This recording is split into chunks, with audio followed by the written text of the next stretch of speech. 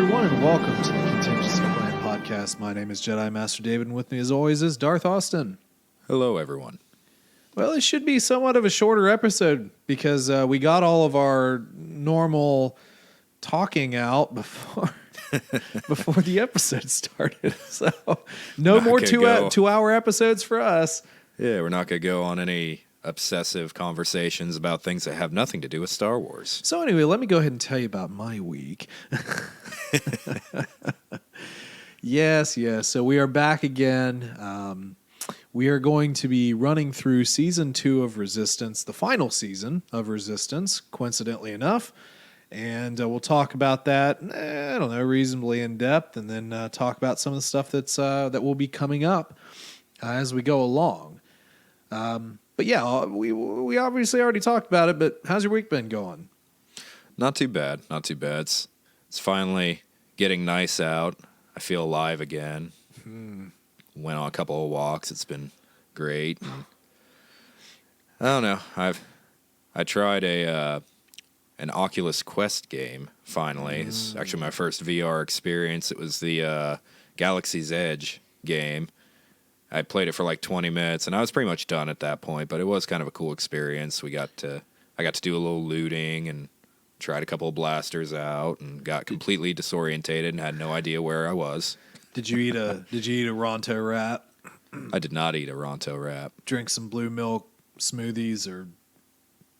No, I mean, it says Galaxy's Edge, but it's not like I was in the park or anything. It was like this generic kind of... Almost like the planet that Grogu calls for Luke. This little meditation rock kind of looked like that, with a little more greenery in the background. But walking in those games is so weird. It's very awkward. Yeah, I haven't done anything with VR. I when the Quest came out, I considered it, and then I rapidly began to understand that, dude, you have like a PS4, you have a Switch, you don't play them all that much anymore. So Except why are for you Stardew thinking Valley. about? Well, yeah, I still Stardew Valley at the end of a day, and at the end of a long day of working and doing my job, I sit down to a game where I do I live life. Person's job. It's like Life the game, except less career changes. Yeah. Well, those are pretty popular games now. I mean, you just have a checklist of chores and you feel really accomplished because you just can't do that in real life. Yeah. Because our generation sucks. No, I'm kidding. But like that and Animal Crossing and those kind of games, I mean, they're a big deal for people. They put like 400 or 500 hours into those and they're super proud of it. And you've probably put 1,000 hours into Stardew Valley, right? Not quite that much. I've only lived 9. about 2 lifetimes. No, it's not that much. But I don't know. It's just real simple. It does remind me of just a larger, expanded game like we used to play on the Genesis, and it was. I was going to talk to you about this. So here's something to talk about. I was watching a stream from the Djibouti Dubs guys, and they did a stream where they watched old 90s video game commercials. And it was hilarious because the marketing back then was insane. Like, you remember the old Sega commercials where like the people at the end they yell Sega and then their eyes would pop out and the weird Joker smiles and stuff. Well, every single one of those commercials, you ended them thinking, "Wow, that guy was on drugs." Yeah, exactly. And do you remember we had Sega Genesis. We didn't go Sega CD. We never had Sega Saturn because at that point we switched to PlayStation. But if you remember the Sega Saturn commercials, they used to have the blue dot and like a face with like spiked hair and stuff and like a paper clip through its nose. It would come out like Sega, and it's like it was kind of a creepy thing. And where do you think Sega went wrong? Because the Genesis was the greatest system, man. Listen, Super Nintendo, I had one.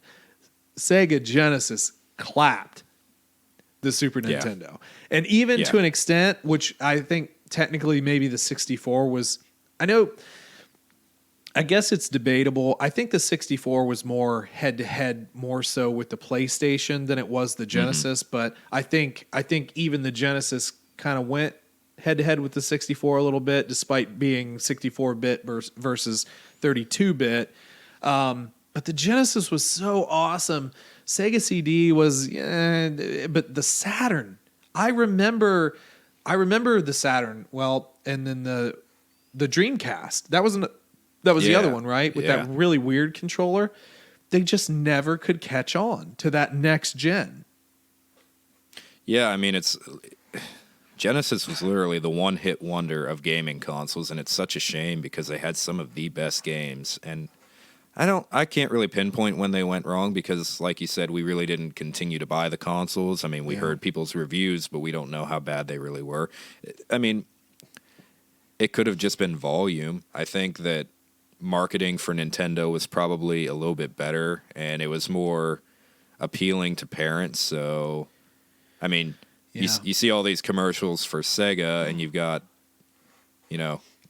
crackhead Bob talking about Sega. Maybe mom and dad don't want to buy that console for their kids, whereas Nintendo was family friendly, and even the parents could kind of get into it, which, I mean, even our dad played a ton of Sega. It was really easy to get into. Well, I actually do kind of wonder if it was more game related because, and you kind of brought that, Sega did have all the killer games, but I think when PlayStation really started to rule was, like Metal Gear and like Crash Bandicoot, and I'm trying to think of some of the early games that were Genesis. PlayStation. I don't really like Final Fantasy, I guess that whole, but they had cartridge Final Fantasies as well. I can't remember. You had more mascots, I think, was the thing. Like you had your Spyro and Crash, and I mean, there was dozens and dozens of well-known mascots that I'm kind of drawing a blank now on the original PlayStation, and you had decent movie adaptation games back then, like the Phantom Menace PlayStation 1 game was actually pretty cool, pretty in-depth for a movie game. Was that pod racing game that got re-released, was that a PS1 game or was that a PS2 game? I believe that was a PS2 game. Okay. Well, I'm just saying that like the technology for the bigger games, I know a lot of people talk about the Saturn as like, there are some people who have really fond memories of the Saturn. Yeah. Dreamcast, I don't remember a ton of that, but I know that there were a lot of commercials. I honestly think that by the time they did Dreamcast, because did the Cube, the GameCube, was that out around Dreamcast or was that later? I believe it was around the same time because it kind of went head to head with the GameCube, I think. Never had a GameCube. We never had a 64, although I played 64. I had friends who had 64. Yeah. But like, I don't know, PlayStation just always killed it. And I think it was just titles. Like, honestly, I think that they had titles, but then like the jump from PS1 to PS2 and even the jump from PS2 to PS3. Now the jump from PS3 to PS4 was, I didn't feel that impact as much, but like, the jump from PS1 to PS2 was such a jump, man. That was such a jump. Well, think about Grand Theft Auto. Oh, yeah. Playing top-down GTA 1 and 2 compared to 3. Oh, yeah. It was so jarring. And I was just going to say, I had the slim PS2 as well. Yeah. Oh, it was so tiny and so good. Oh, so good. Yeah. And they continued with your mascots. I mean, you went to like Jack and Daxter and Sly Cooper and so many other Ratchet and Clank household Ratchet and Clank. Yep. Of course, God of War, things like that. Yeah. I mean, they just had so much more to choose from. Maybe. And truthfully, they've always had more to choose from than even like Xbox, because like Xbox had a few heavy hitters. Halo. Yeah, you had Gears of War and Halo and a few others, but like they had a more loyal fan base, but PlayStation has volume. And I think we're kind of going back around to that. It's like there's nothing for Xbox anymore. Now PlayStation's killing it again. And I think their sales are quite a bit better. I don't really follow that anymore. But Yeah, I don't know what the sales of the PS5 were. I know that the PS5, I don't think either the PS5 or what's the new Xbox? Series X and S, I think. The Xbox Series Xbox X Live Box McBox S. Could you Live X. imagine if So when stupid. our parents were shopping around for game consoles, they had two versions at release? They'd be I want the This is Xbox." bull crap. Which one? You know, the box, the new Xbox box. I mean, like it'd be the equivalent of the Sega Genesis 32-bit versus the Sega Genesis 36-bit. Yeah, for sure. But You know, no, another commercial, though. Do you remember the old original Pokemon commercial? The Gen 1 Pokemon commercial? Okay. Now, I watched one on this stream, so if it's the same one, I'm going to say yes. What are It's you the talking about? The school one where bus. they compacted Yeah. the school bus. They were talking about that on the stream. It's like, God, all these. They just killed them. It's like they just They murdered killed all these everyone. Pokemon. They squashed them into a game. No, they put them in the game and they're happy and still those like- save files are still there, people. They killed the school children. Why? Why did you murder them? Oh, bus driver. Because I wanted to play the game. Yeah. But it's actually funny bringing that up. It's the 25th anniversary of Pokemon. True. They just had their press release on that and Yep. looking back throughout the years and the weird games they're coming out with that I don't really care about this generation, which I haven't for a few. So but- many weeb games. But I did get an emulator for my phone, so at work I could play Pokemon Yellow again, which is painful. But there's a 2x function, so I can move a little bit quicker than the speed of smell. It's awesome. Yeah. So a few years ago, I bought what was the Game Boy that flipped open like a clamshell phone? Was that the advanced like The SP. SP. So I still have that, and I have red, blue, and yellow. I have the cartridges Yeah. still, and I've turned that on a few times here and there to play a little bit. It's a simple game, but it's Yeah. fun. It's fun. Satisfying. What was your favorite color though? I think I probably put the most time into red. Yeah, red was sick. Charizard was sick. Yeah. Wasn't the best starter because you really got rocked on the first two gym bosses, but No, you're fine with Mankey. yeah. Mankey took it, or Nidoran. Double kick with Nidoran. Double kick, man. Double kick affects rocks. I use a little rodent that kicks a big rock snake is fine. It's just quick attack perfectly him every fine. time. You know, quick attack, double kick. Yeah. But no, I got into that, and obviously Gen 2. I think you played a little bit of Gen 2, but not as much. I You didn't. never played Gen 2. Nope. Never got into Gen 2. Gen 2 was pretty cool, though. And You let know- me tell you why Gen 2 was probably the most ample Pokemon game by far. It was a new region with 100 new Pokemon. But when you beat the Elite Four, you went back to the original region. And then you got to battle Really? all the way from Brock to Giovanni. Again, no, I'm sorry. Gary becomes the new Giovanni at that point. And then you go through the Elite Four again. Really? And then you play yourself from Gen 1. And do you know what that Pokemon team is? Well, obviously It's- I don't. It's like a level 90-ish Pikachu. All Okay. mid-90s Charizard, Venusaur, and Blastoise. Yeah. And Espeon, which just destroyed you Okay. because Psychic was overpowered as crap. Yeah. And a Snorlax that just body slammed the crap out of you. And they're Sick. all almost level 100. Dang. I'm gonna have You to go up like this massive mountain, and you basically fight yourself. Yeah, I remember the first time like going up against the Elite Four. Elite Four. Yeah. And like, God, because the first run I didn't do like missing no stuff, like infinite Yeah. rare candies, and that was a tough thing to It's figure that extremely tough for me because you know what my first team was? I had a Charizard and a Nidoking. That was it. You just went with 2. The 2 that I started with were the only 2 I want. And then I had like a couple of throwaway Pokemon for all my HMs.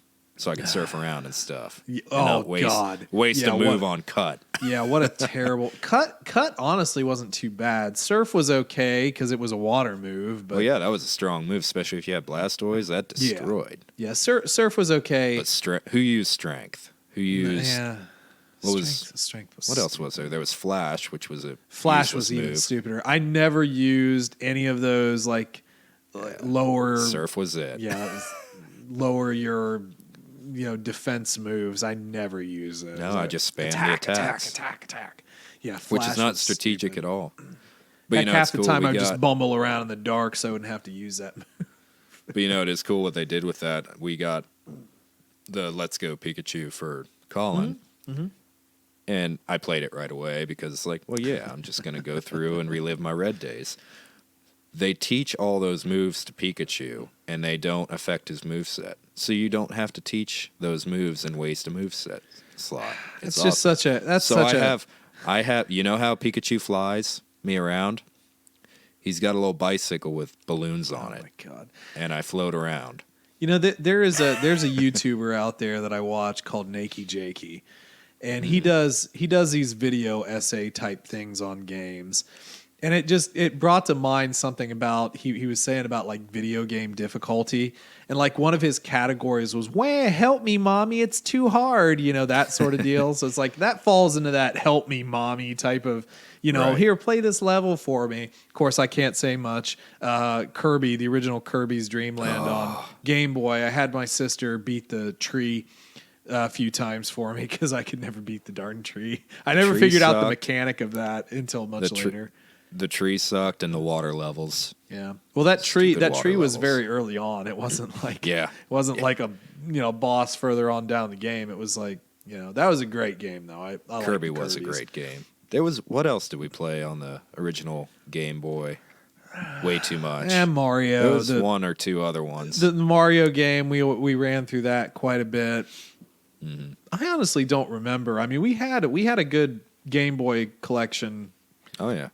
As well. With our cool little plastic organizers that held 9 of them. We did.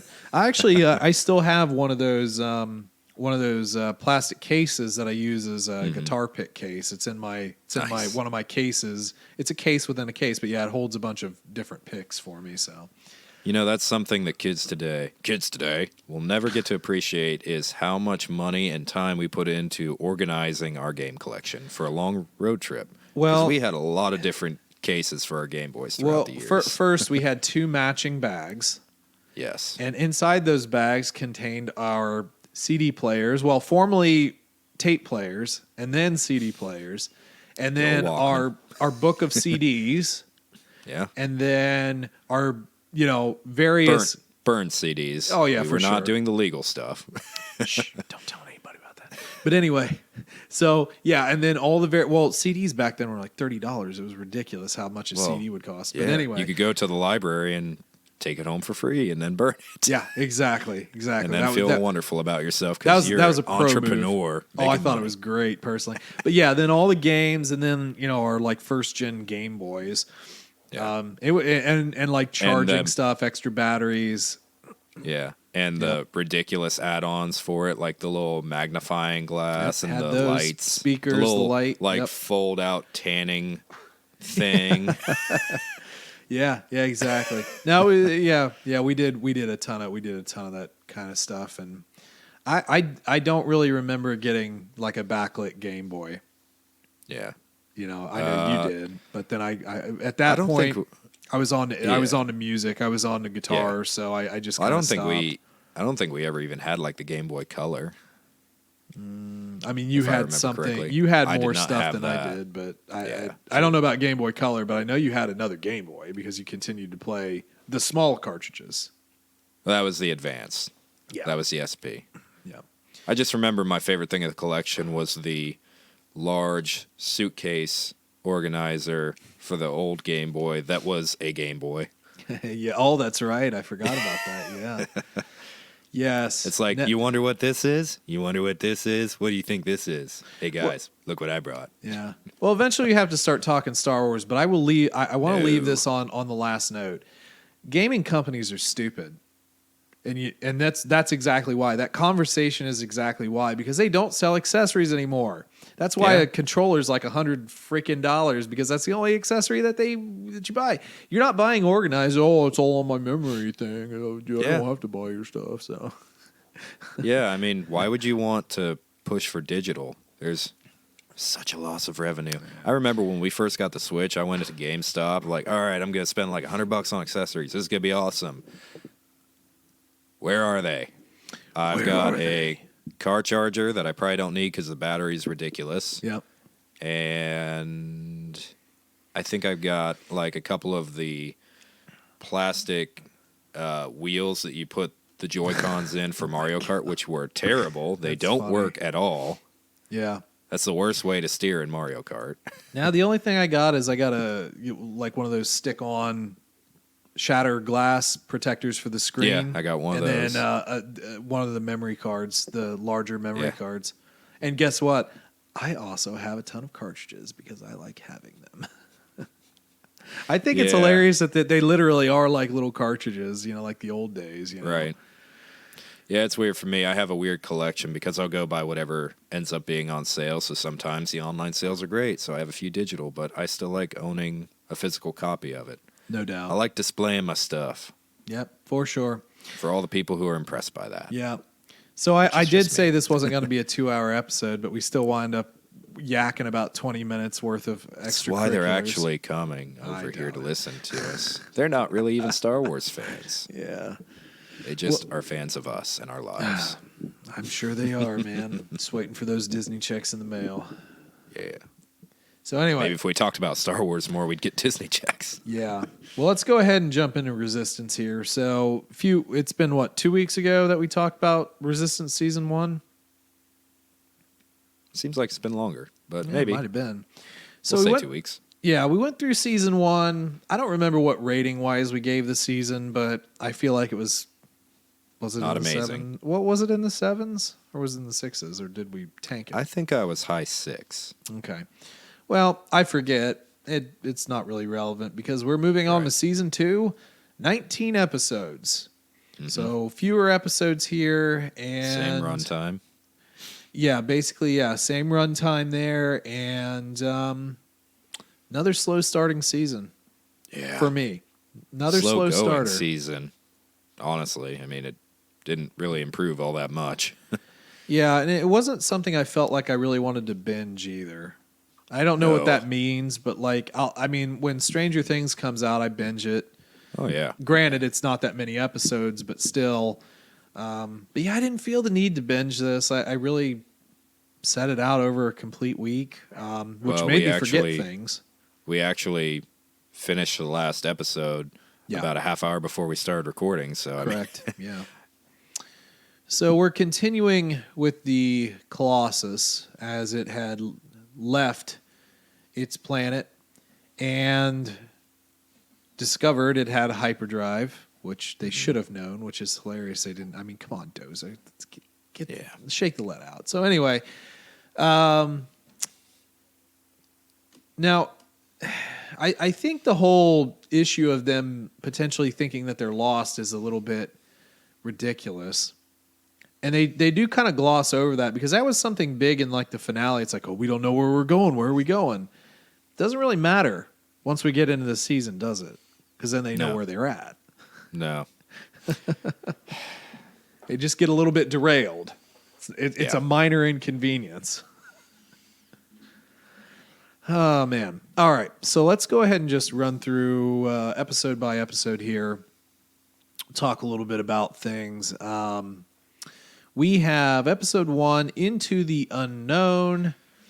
Original air date, October 6, 2019. This season wrapped up January 26, 2020. Mm-hmm. Oh, let's see here. I actually have to pull these. It's weird. I don't retain these very well, and I got to say I'm usually on the treadmill when I watch them or something like that too. I'm usually doing something else. This show never really caught my full attention. I'm not gonna lie. Yeah.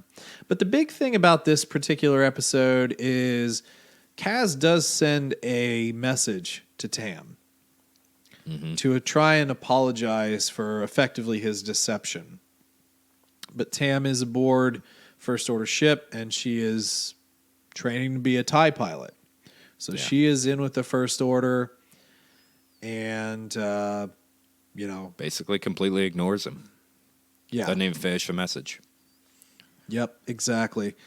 They do find that First Order astromech droid. Yeah. That was something, I guess. Very droid-heavy season, I felt like. Like, just ball droids, mainly. Just like, Yeah, they do love the ball droids. droids. Are so cool. Kids love the ball droids. Yeah. They love the ball droids. You know what? Coincidentally, let's put a hard stop here for a second. So, or a hard pause, I guess. We're not stopping, we're just pausing. Your boy liked the first season, right? He loves it in general, but yeah, he really liked the first season. You should have tried to have got a rating out of him. I don't know if he really understands when we talk about ratings. Did he like this season too? Did he watch it with you? He watched probably about half. I asked him today. It's like, hey, we're finishing up. Do you want to watch it with me? He's off watching like YouTube streamers playing video games instead. He's like, nah, I'm good. So I feel like the rating would be pretty low for this season. Oh wow, okay. But the first season he did enjoy. Yes, yeah. Because I think again he's probably more in the target demographic. Like I think we're probably a little too old for this, maybe. Yeah. You think we're too old? Are you sure? Too old am I? You don't think that this was curated old to for young us? eyes look I. I don't remember what the quote was. Something Yoda speak about being old. Anyway, okay. Well, that's good to know. It's good to know that we've got a zoomer around there that was like, yeah, this season's a little bit meh. Yeah. All right. It's not just us. We're not old grouches yet. Yeah. Okay. So, anything else about episode 1? Good to roll in episode 2? Totally good to roll. Yeah. Okay. Roll like a ball droid. Again, I feel like it's really until we hit about episode 10. That's when it starts rolling. It's just 24 minutes of filler the first half of the season, ultimately. Kind of, yeah. So then we get into episode 2, a quick salvage run. Tam does listen to Kaz's message. Rucklin, who has also joined the First Order, was there. Which is not surprising at all. True. And Tam does wind up turning over her communicator to Agent Tyranny. Which gets her in her good graces Correct. Throughout the rest of the series. Yeah, and she does. Well, we'll get to it a little bit. Let's continue just with this particular episode. The Colossus does arrive at Dakar, where they were attempting to go, so they weren't lost very long. The Resistance base was destroyed. Coaxium was depleted. We're hitting that hard again. Yeah. Yeah, and this is when we find one of the First Order dreadnoughts, and they are going to steal fuel from that ship. We do have another There's a lot of confrontations with the First Order. They do arrive. The Aces defend the Colossus. They get the Coaxium. Shields failing. Jump to hyperspace. Like this this seems like this episode is actually fairly descriptive sort of format of how a lot of episodes go, where they're somewhere, they need something, they get it, the First Order arrives, they fight for a little while, they jump to hyperspace. Shields at 5%, jump to hyperspace. Yeah. It does seem like that's a lot. Every single episode there was a jump to hyperspace. Yeah. They kind of overused that a little bit. Just a little bit. Especially with the First Order being able to track that now. Well, they don't really go into that here. Because obviously that was that was a thing in The Last Jedi. Right. Following them through space. The weird space race where you can't quite shoot them because they're just out of range, even though energy can go pretty much forever. It just doesn't explode like a proximity or anything. It just could keep going forever. And if you calculated the trajectory properly and, raised your glasses up just a little bit, you could probably... Anyway, whatever. So... And they actually had the potential to do that because this is set after Last Jedi at some point in the series because we do get Supreme Leader Kylo Ren. Yeah, it is it's interwove. Obviously, it's after Force Awakens because the events of Force Awakens were in season 1. So we do kind of weave this in between The Last Jedi and... well, technically, it's just The Last Jedi because we don't really get anything from Rise, which, that's that. Leading up to Rise, this was basically over already, so makes sense. True. All right, let's go to episode 3 called Live Fire. This is the training mission. They find that planet with like the flying manta rays, and Yeager's trying to train them to be a little bit tighter as a unit. Kaz is trying to sort of help them too. Because, again, it's really easy to forget that Kaz did make it through, the actual academy, like the Republic Naval Academy. And he's actually competent in something. Which actually kind of irritates me because they would have taught them how to do some basic maintenance on ships. So he can't be so inept. But on top of that... I don't know. I don't really need to go any further with that. Maybe it's just too much reliance on the astromechs that they teach him or something. But I think that's really overshadowed a lot. That he actually did graduate. He was a pilot. I mean, he was a pilot for the Republic. So, and then of course we get some pushback from Hype. Yeah, Hype Phazon. Is it Phazon? I think it's Phazon. Yeah, it's literally the actor's last name, just spelled. Yeah, I know. I just noticed that today. That was kind of lazy, but awesome at the same time. Yeah. Well, we do get the first sort of run where the aces don't work well together, and then this is also. Oh no, this isn't the pirate. That's the next one. So anyway, they do, they blah, blah, blah. They get together. The aces welcome Kaz with open arms. So he's an ace now. Catastrophe. Yeah, sort of. They continue to say Although that. We're going to keep calling him that. Yes. And then on the other side, we see Tam training as a TIE pilot, and she saves Ruckland, which was actually not well received. Yeah, exactly. The First Order is like, if they're weak, they're dead. Don't save weak people. And, Ruckland, we'll have to talk about him a little bit later on, but, like, Ruckland is the quintessential, like, dummy. Like, he never... I don't know. He's just easily manipulatable. Not a very good person. Not a very good character either, but, I mean, he serves a purpose. So, that's pretty much 3, kind of a training mission. Episode 4, Hunt on Seltzer 3. Seltzer water? 3 glasses of seltzer water? Yeah, I mean, put some vitamin C in there, boost your immune system, all that good stuff. It's fun.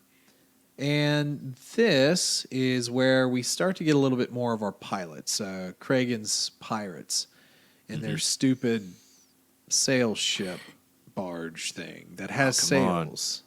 Come on. The sails are so epic. It doesn't make any sense in the grand scheme of like travel because they're not doing anything. It's just because of the age range. They're like, oh, we want to emphasize that they're pirates. They're pirates. So here you go. Even though that's not the type of pirate they are. But okay. You had which one of those was? I think it might have been episode 2, where Dooku. Remember Dooku's like ship with the solar sail type things? Yeah. I mean, that had purpose. I mean, I get that, but like these are just like, it's just more for looks. And granted, they Mad Max a lot of stuff and their mismatched armor and all that. So I get it, but it's dumb. It doesn't do anything. I understand the point, but I don't like the point. Yeah. Well, Kragan is basically saying he's going to bring in this manta ray, which I want to ask you a little bit of a morality question. the Colossus is running low on food. So do you think it's cool to just go kill this manta ray on its own planet, minding its own business? From a morality standpoint, no, it's not. I mean, but that also brings up a lot of questions of ethics, like, well, is it intelligent? Is it just Right. like essentially like a animal, or is it actually intelligent? Which, when you get into the bigger creatures of Star Wars, you always have to question that. I mean, like when you get into your dragons, like in upcoming episodes, like, well, are they sentient? Is it really whales. okay for us to just completely, space whales? Mm-hmm. And at what point do you just pick a planet that's inhabited so you can like barter and trade? Like, why are you're being caught regardless, so why don't you go to a planet with a commerce system and actually just resupply? Because you probably have credit. It's not like you're broke. Yeah, you wouldn't think so. But yeah, I found that sort of something I was thinking about because, like, I understand the need for food, and I'm not ethically opposed to hunting. I'm just not. Yeah. Sorry if you are. I mean, I understand the argument, but I'm not. That's even brought up in a future episode a little bit later in the season. They come across this water planet, and they're like, for sure. oh, yeah, we can fish this for years and be fine and just completely obliterate these aquaculture farms. And it's like, or you could just go get jobs and, actually, but like, they are kind of on the run. I mean, I sort of understand. They're on the run, but like if they actually scattered and just like kind of broke up the Colossus, they would no longer be on the run. They could all just kind of dissipate into the galaxy and be fine. And like, at what point is it not worth holding together this ship when you're not Resistance? You didn't sign up for this. You say you're family, but Yeah, but for a lot of people, like the Colossus literally was home, and you fight for home. And I mean, I understand both sides of it, but no, I just found it a little interesting because, like, again, it's a huge creature. You're kind of intruding on its planet. Yeah, you need food. Maybe if you're desperate enough, okay. But anyway, the pirates aren't able to get the job done. They severely underestimated it.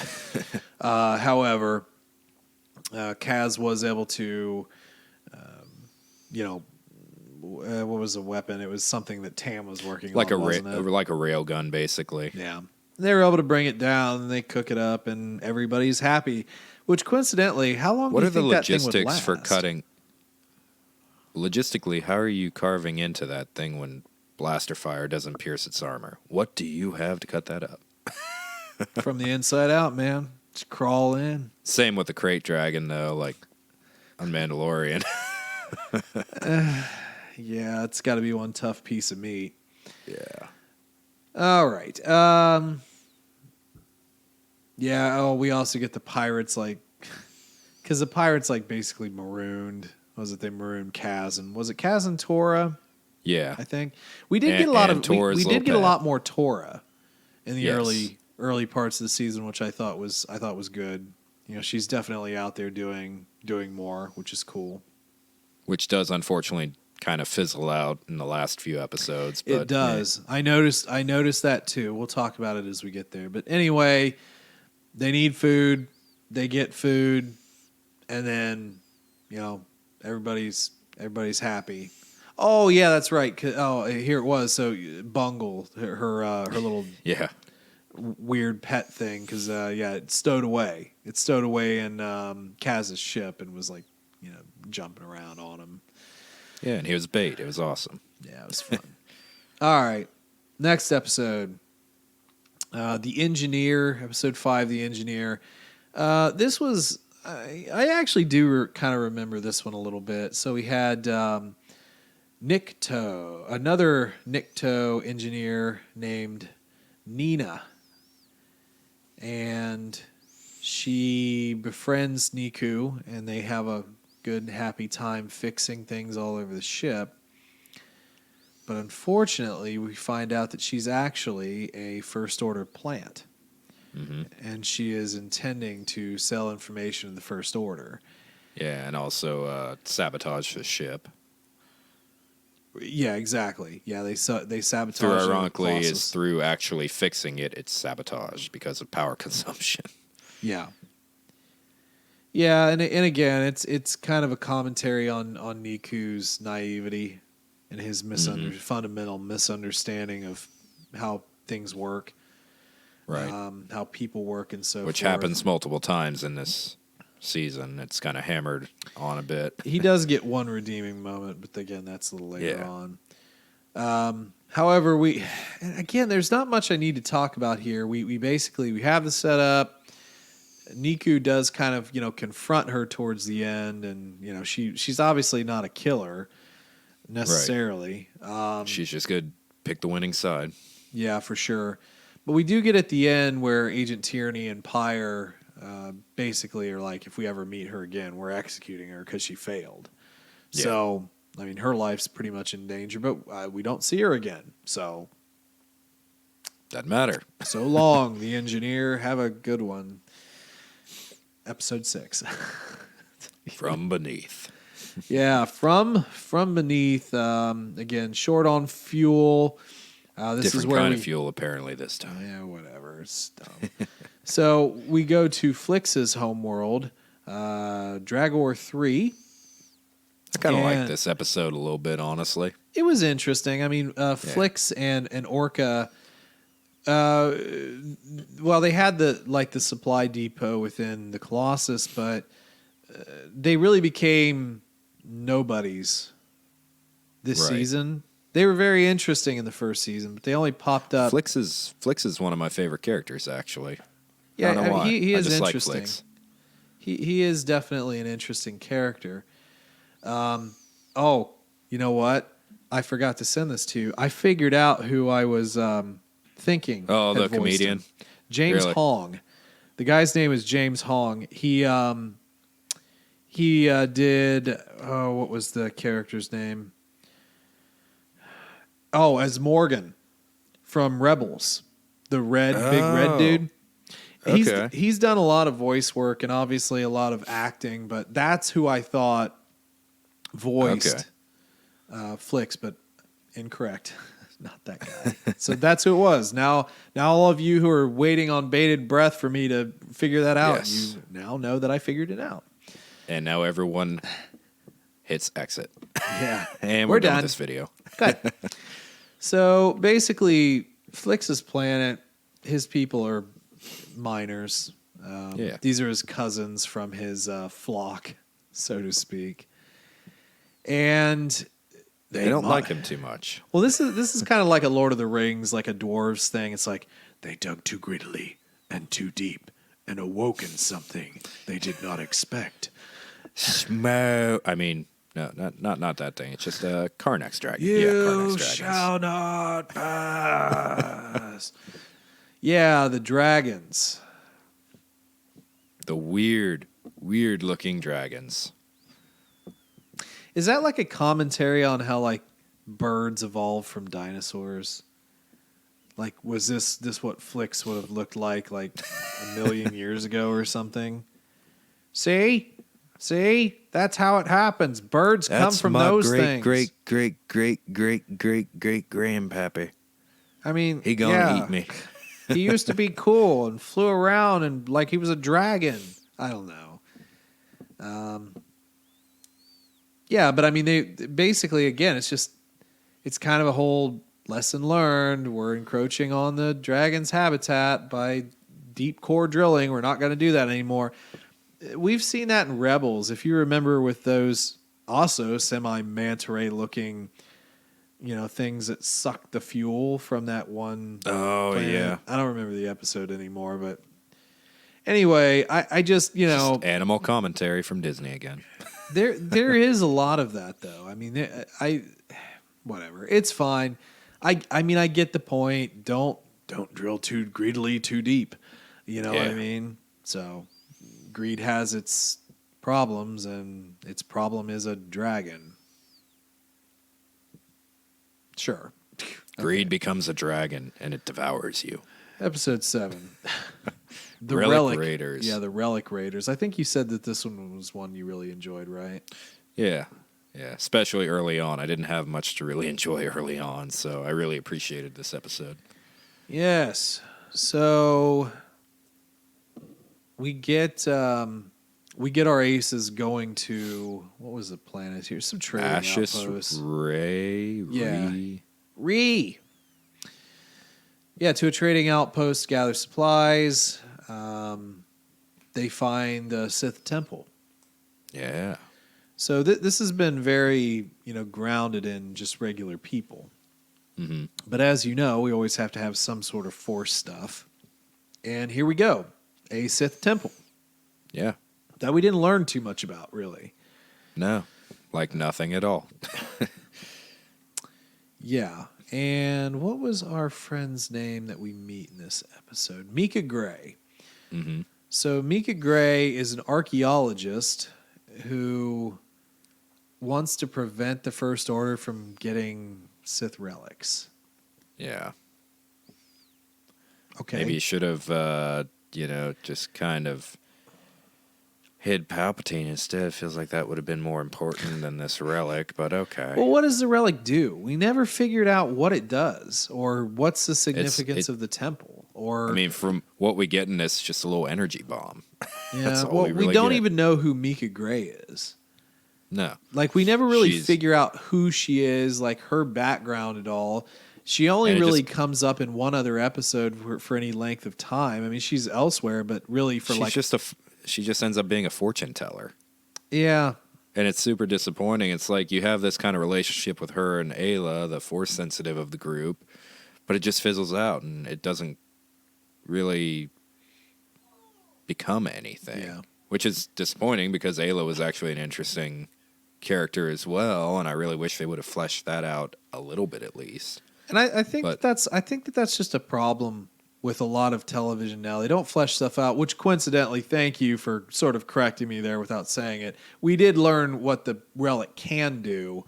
It unleashes an energy wave that like vaporizes people, but we don't. But is that all it does? Who created it? Why was it created? Well, I mean, they're Sith, whatever, but you could probably make that argument of most Sith relics. If they're imbued with that much power, when you destroy them, it's going to release that power. So it might not be something specific to that relic. It might just be something that happens. Yeah, and then you mentioned, it's Kel and what is her name? Ayla. Ayla. Yeah. Is that how it's pronounced? Ayla, something like that. It's Eila. Yeah. So Kel and Ayla are just like, they're just such throwaway characters for this series. But they really are. We had our one episode in the first season. We saw them periodically if you went down to the turtle engineering, which we don't even see the turtles, do we? I mean, I think we do, but we don't see them very often. We see the turtles when they're attacked near the end, and that's it. It's so weird. But anyway. Well, you see them in episode 1 because they're hiding from the little ball droid. But that's about it. True. But the thing is like, Ayla is obviously force sensitive. She has visions. But we just don't. And they've been through some messed up stuff, too. Yeah. I mean, they're compelling characters. We don't have many in this show. Torah and these kids are kind of all we have, and they just completely get swept under the rug. It's just really disappointing. Yeah, I mean, we only learned that their planet was attacked by Kylo Ren and his troops, and basically everyone was killed. But we don't really get anything from them, which I find a little disappointing. But again, kids show, it's not gonna hold their attention. Small run time, but I think you could fit it in. And that's actually something that happens a lot with this more. I still kind of struggle with the genre of this. It's kind of anime-ish, like Western anime-ish. And it's something you run into with that, which is why I just kind of got bored with anime, is you don't flesh out characters enough because you don't give enough time to do it. You have a few characters that are really fleshed out. You don't usually end up thinking they're that great because they're blundering idiots like Kaz, and it's a frustrating way to tell stories, in my opinion. Yeah, once we run through the episodes here, we'll talk a little bit more about personal traits and so forth. Let's save that till the end, but let's go on to episode 8, Rendezvous Point. This is where we learn more about Captain Doza's wife, obviously Tora's mother. Venice Doza, who is a resistance pilot, who is a thorough BA. And to be honest with you, man, there's one part much later on where she gives kind of a boring spark that lights the fire speech. But I feel like that's a character that I want to learn more about. Yeah. Like and she, I will tell you this too. There are parallels that are drawn in this episode that are very deliberate Easter eggs. And I think that her Venice Doza is kind of a representation of oh no, the name was in my head, now it's gone, from Aftermath. Who was our main pilot from Aftermath? I'm looking it up because that bothers me. The name was there, and then it's gone. I've got to find her name. The mother. Yeah. That bothers me. Dang it. Give it to me. Nora Wexley. Yeah. So she's kind of like a similar Nora Wexley-ish character, obviously in different times because Nora fought the Empire and Doza here is fighting the First Order, but their mothers who had to leave their husband, their family. I mean, obviously Nora's husband was taken, but had to leave their kid, their young kid, to fight for what they believed in. Yeah, it's funny to think about the difference between Tora and Snap. I mean, like, Snap was kind of a baby about it, which, I mean, a lot of people would be. And well, Tora's Snap didn't have his father. True, very true. So he was kind of alone. He had the aunt, but that's not the same. At least with Tora, she had her father. So, but I'm with you there. I get it. I get the analogy, but I kind of think it's a little different. Yeah. It's just hard to compare it to anything else, unfortunately. But yeah. I mean, it's funny because her and Tam almost feel more like the main characters in this story if it was fleshed out more. Because, like, Tam's redemption, to me, is kind of cooler than anything that Kaz does. And Doza is just so awesome, and she kind of sparked that in Tam. Yeah. So I just feel like they had better potential to be main characters to me. I think I would have had a much more interesting run with this if she had been the spy. Sure. So. Yeah, but I can't say enough about Doza here because I thought she was great, and give Rangers wish there was more. Give that Rangers show like to somebody like this, or Hera. Like, I don't care if it's a man or if it's a woman or whatever. Give me a good character. Like, give me a good character that I can sink my teeth into, that I believe in.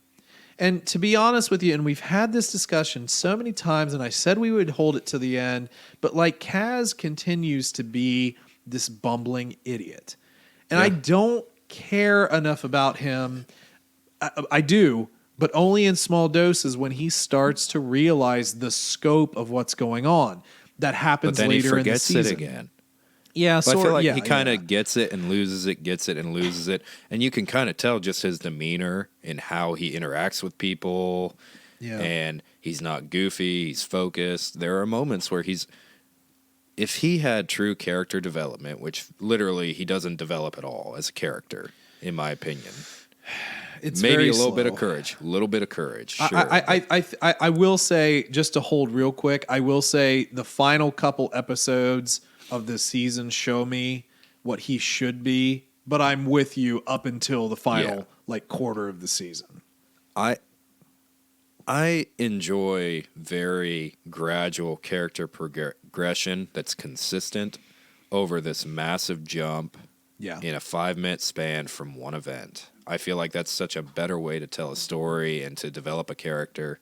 And I think that is the main reason I don't enjoy this show as much as Rebels or Clone Wars, because think about Ezra and think about Ahsoka and then compare them to Kaz, and that is why I don't enjoy the show as much. Yeah, I get it. You have two BAs and then you have Kaz. No, Ahsoka was a literal child who you see her grow through like a 8 or 9 year period and become this strong, independent woman. You have Kaz, who's just kind of a kid in the beginning and in the end, and then you have Ezra.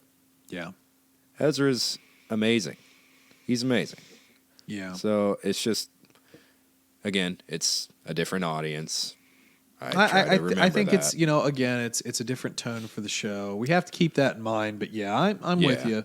Let's kind of continue here because we get Tam realizing who this Resistance pilot is. They have kind of a talk as Venice is escaping, and she even it's like, you can come with me. We can get you out of here, which would be a fancy trick, seeing as she's only in an X-wing. But whatever. I mean, 2 people in that little single cockpit, real fun ride back home. Hey, you never know. You got dual seat ties, so why can't you have? It's not in that X-wing. But at the end, she understands that Tam's not ready to leave, and she kind of like. It's a very motherly thing, I guess, when you realize that you can't make somebody do something, but you try and plant the seed of knowledge into them to say... Spark.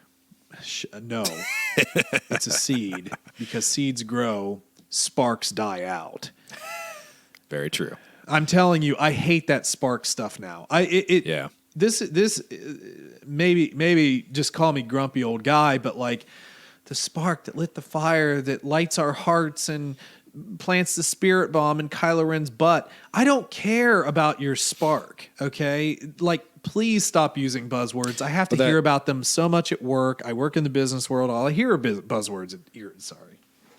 But that is a good point because, I mean, think about fire. You ignite a fire, it destroys everything around, and then you have nothing at the end to rebuild, to pick up the pieces. And that's kind of how the Rebels ended up, and that's probably how the Resistance is going to end up.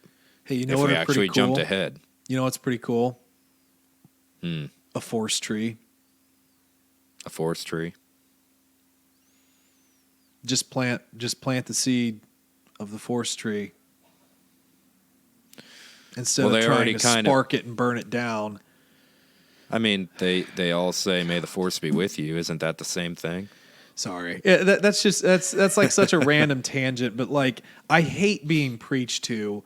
I understand you're trying to get your point home. Like, it was the same thing because we had talked a little bit before this episode about Black Spire, which was a good book, but I could not remember certain parts of it. But the thing that we constantly remember and we make jokes about are those darn Ronto raps. Because the writer, and that was Delilah Dawson, right? Yes. Okay. I love descriptors. I'm a Tolkien guy. I love descriptors, but I also see when descriptors are there for a point. Black Spire is a great story, but Black Spire was also to set up Galaxy's Edge, which is a park where you buy food. Oh, those juicy Ronto wraps. Oh, just slow. And drinks. They talked about drinks quite a bit too. Slow seared. Like you can only describe a drink so much. Right. Just slow seared over an old pod racer engine. It's perfect. And then out of nowhere, you read that book and then you go to a store and you see the Galaxy's Edge cookbook and then it all just hits you like, oh, you know what? SOBs. Is there a Galaxy's Edge cookbook? Yes, there is. I'm not gonna lie. You can make Ronto wraps. That would be kind of funny if we did that for like a Patreon thing or something like that. Just like cooked up I'd like a to Ronto do that. wrap. But I'd like to know what meat is used in a Ronto wrap. Ronto. I mean, for us. Yeah, I know. I get it. Anyway, let's sort of get back on track. But anyway, I just this episode actually was interesting to me. Yeah. Again, you're getting a family that is somewhat torn apart because their mother's not there, and this is Tora's birthday. So the whole thing is one time a year that she actually comes and visits, and that's the point. Yeah, that's the point of the signal beacon, so that they could have these meetups. But the First Order comes in, and yada yada yada, and then we have this whole thing with Tam and Venice, and I really thought this was great because again, like Venice is not trying to be overbearing; she's trying to give her the facts You have to make your decision, but I'm getting the heck out of here. And she does. Right. And, she outsmarts an entire ship full of First Order operatives and stuff, which is crazy. Way, she has an awesome astromech, I think. Torch? Torch. He's Yeah. got like a see-through head. Yeah, interesting droid. Kind of cool. Yeah, very interesting astromech. You know what? I love the classic astromechs. Like, the balls are fine, but like, just give me an R2 unit. Just give me one of those guys. Good old Bucket. Those are sick. Good old Bucket. No, Bucket's. Bucket, that's another character. We don't see a ton of Bucket. No. You actually, the only thing that's really memorable is later on in the series, Torch and Bucket kind of hang out for a minute. Yeah. Which is kind of funny. But like. That was funny, yeah. And for some reason, I don't know why, but when you saw both of them, you see Bucket, he's like, the thing that's most stupid about Bucket, you can see his middle foot. Yeah. When it's completely retracted. And I just think that's the most stupid looking thing ever. Like, come on, dude. Cover third leg. Up. Yeah. It's what pants are for. Put some pants on Bucket. Come on. Bucket's a nudist, man. We just have to come to terms. He's a nudist. He just rolls up on Torch, which is all obviously a female astromech. Like, hey, baby, I haven't seen you for a year. God. What's up? Oh, my God. Put some pants on. Naked? Dear me. Old C-3PO being naked back in episode 1. Naked? Anyway, let's continue on. That actually, I like that episode. I thought that episode was good. You see the conflict with Tam, but she's just not ready to leave yet. Right. Now, let's go to the Vox Vortex 5000, episode 9. Yeah. Where we meet Frankie the Hutt. I hate this episode. Do you hate this episode? I hate this episode. So I know that it said, like, we all hear Frankie. It's actually Vranky, like with a V. Yeah. Vranki. I heard Frankie. So I'm just thinking Frankie the Hutt's fine. It's not really good. Anyway, yeah, the casino, and we get another call back to Canto Bite. Oh, they even nobody's really Canto here. Bite. They're all just going to Canto Bite, which is our favorite place in the world. Right? And let's never bring it up again. Yeah. Well, apparently, Hype used to race for Frankie. I'm still calling him Frankie, by the way, not Vranky. Anyway, however, Frankie has basically got these racing droids and a really messed up course that he can control, and he winds up making a bet with Hype because they need credits now. Not food or anything else. Now they need credit. It's always something that they need. Well, we need food. We kill a giant manta ray. We need credits. We literally lobby our entire thing. We need this. We need that. It's like Fetch Quest season. Why did we need credits? To buy things so we don't kill off a bunch of stuff. Hold on. I'll tell you why we need credits. It's because Mama Z literally is holding the entirety of the Colossus wealth because everyone spent all their money on drinks there, and she will not help. Is this Mama like Z is evil? Is this like the Colossus stimulus package? Like, we have to stimulate our economy of like 20 people in here, so we must get more credits to inject into the economy so they can buy stuff from Mount Z. Right. And by the way, I don't know why, but the little like drunkard character is so funny to me. Cause in the casino? No, in the Colossus. Oh, he's okay. that older guy that's always drinking. Yeah, it's gotcha. like Aunt Z starts running out of drinks. And he's like, "No, I'm gonna die." Yeah, well, he might. So anyway, this is a Racers episode, and essentially, Hype loses to the droid due to some dirty maneuvers, and then each subsequent pilot loses due to varying other stuff. There's background stuff going on because Niku's playing a not. video game. He's playing a video game. Hold on. It the didn't video matter. game is important. No, it didn't. And it was so stupid to me. And this is probably why I hated it the most. You know what bothered me? When he said, I've been playing this game and it's the exact same course layout. And you're watching the game. It's Yeah, it's the same. Two-dimensional. You're going back and forth. There are no curves like the course. There's nothing at all. How is this the same layout of the course? Please explain to me, Niku, because you're not making sense. It played the same loop, like 3-second loop over and over again. He kept hitting that one asteroid like 1,000 times. Yeah, it was dumb. Niku was like, I bet I can figure out what the droids are doing, but he never does. They're programmed in from the game. It's the same logic chip or something stupid like that. It's like, but it doesn't work. His help doesn't really help. It's honestly just Kaz and Tora just being better pilots. And then they even introduce, like at the end, this little moment of panic because, oh no, Niku lost his iPad. Now he can't help. Wait a minute, he wasn't helping to begin with. Yeah, you lost. I mean, you lost several times. Yeah. All the pilots lost. Yeah. I hate it. Okay. Let's give him some credit because he did what he should have done, and he shut down the turrets. The turrets on the last ring. Yeah. So that's all he did. He just hacked the system. But by the way, he could have done that earlier on, and thought. the former TIE pilot would have won. Griff. Yeah, he would have won. I like Griff. We're going to talk more about Griff later, and unfortunately, he's kind of the only one whose name I remember aside from Hype. Freya, because I remember the Nordic thing, and then I don't remember the other one. I can't remember. The Kit Fisto. Is it Kit Fisto? Is that the race that he is? Kind of. Is that the species? I think. So his new name is Kit Fisto. All right, No, hold on. It's Plo Koon. Plo Koon. No, Yeah. Maybe. Sure. Yes. Yeah. Because he's got like the weird mask. You know what? I hate names. We should just get rid of all names so I don't have to forget them. Wouldn't that be easier? Yeah. I instantly knew who you were talking about, but names come and go. So the Vox Vortex 500 was just a racy thing with a hut. I'm moving on. Let's go to episode 10. And they make a ton of money, and we're done. True. Yep, they get those 50,000 credits. Away we go. Oh, and here's another great episode. Yeah, episode 10, Kaz's Curse. I'll be honest, I watched like half of this, like on and off, and I just didn't care at all. The second I realized the premise, I was done.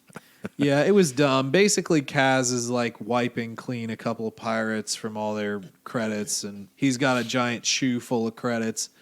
Mm-hmm. But one of the pirates curses him, and then things start to go wrong because he's a pilot, and pilots can be superstitious, and he doesn't have his racing trophy anymore, but he does at the end of the series again. So what happened? But whatever, it doesn't matter. He goes to Mika. Oh yeah, Mika, you remember her? She was pretty sweet archaeologist. Well, now she's just she end up being? Yeah, she's just shamming people like Miss Cleo on the promenade here. That's not how this works. It was stupid. I mean, it's like a terrible version of Vikings the Seer. Yeah. It's just bad. I get trying to hustle, make a buck, or make a credit, but still, it was dumb. 50 credits. Yeah. 50 credits. Well, she takes all of Cass's credits, aside from one that he puts back in his pocket. Anyway, it was nothing. It was Kaz just being superstitious. He doesn't need the charm. He can do whatever he wants. He shoots down. Oh, this was the Guavian Death Gang. Yes, we get the Death Gang again. Yeah, I don't like the Death Gang. Well, I'm they're glad nothing. This is the only other one. Yeah, they don't do anything. So anyway, everything's super cool, and then he realizes he's not cursed, and then he hey, blah blah blah blah blah. So it was done. Niku's really annoying during this too because he's obsessed with the curse. Yeah. Nico hypes the curse, but it does highlight things like. Yeah, if you ever play baseball Mm-hmm. players can be very suspicious people, wearing your hat a certain way. Same bat every time, certain little actions before. Yeah, I'm trying to think of the name of the Kevin Costner movie with the dude from Shawshank. God, I love that movie too, and I can't remember the name of it. Anyway, wow, why? Gosh, I can't. Maybe I need another cup of coffee or something. Didn't you just make a cup of coffee? I drank it too. Because Kevin Costner's done a couple of baseball movies. I'm trying to think of. Oh, Bull Durham. I love Bull Durham. I don't know if I've watched that. You should, if you haven't already. Susan Sarandon and who was the other guy? Tim Robbins.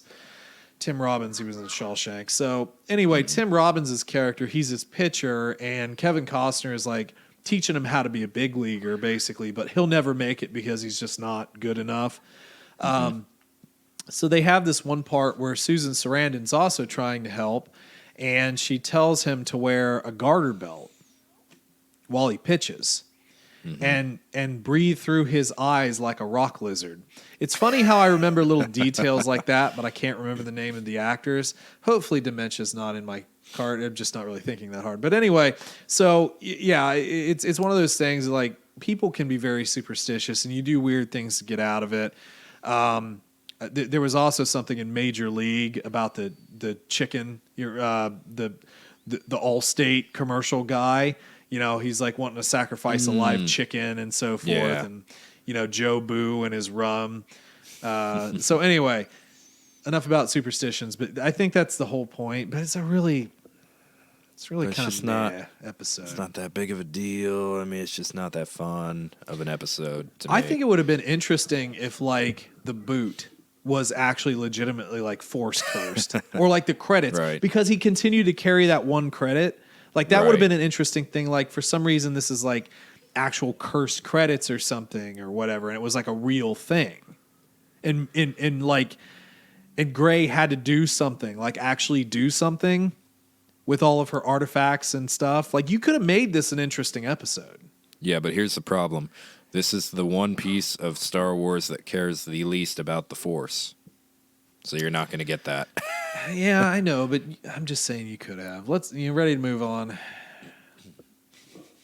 Ready to be done? Yeah. No, I'm kidding. All right. I'm kidding. This is going to be a 2-hour episode, by the way. So, episode 11, Station to Station. This was where we... What was it? Was it the Titan? We find another ship that's basically the Titan. It's a carbon copy of the Colossus. Their fueling station. So, but and the Titan. What do we need from the Titan? Do you remember the part? I've got it pulled up. Was it like a shielding thing? Oh, it was a deflector, transbinary deflector. Transbinary deflector to keep radiation out. Yeah, another fetch quest. So, Kaz and Niku and CB-23, they board the Titan somehow. We don't know how. In an attempt to steal this. Now, Tam and Rucklin also are here to pick up some junk for Pyle's ship, I guess. Yeah. We get plot point. Yeah. Well, we get Hux. Hux shows up and Kaz shows him where to go to the conference room. That's sick. You know what's odd to me in this episode? No. Kaz is a known Resistance spy. And There's no Niku's cameras also in space, known man. too. And just the thought, like, with how paranoid the First Order is. I know, there's no cameras in Star Wars, I understand. But let's just have a thought. If we have this advanced technology, and we're worried about security, and we have a list of known conspirators to the Resistance, maybe, just maybe, use facial recognition on cameras, so if they ever try to infiltrate, as spies tend to do, you can tell right away that they're there, and then you can deal with it. Listen, man, the only facial recognition is on that one base that Mando had to figure out, okay? And that wasn't even that good. You just had to show super old. face. Did you see how old school that was? I mean, that was just some old school crap. Well, okay. Let's wrap this episode up because I think we have bigger things to talk about. They get the part. Tam kind of helps them escape unbeknownst to them. And, you know, Tyranny and Pyre are like, oh, we're going to use her to get back at it and yada, yada, yada. Let's go on to the next episode. Episode 12, The Missing Agent. Secret agent, man. The operative's name, North Kev, who we do meet later on after this episode. Oh, did I spoil it? He didn't die. Let's see. We've got a bounty hunter, Axe Tagrin. I think he uses Axe body spray. I would hope so. He's got an axe. I bet he does. Yeah. I don't know. I wasn't really...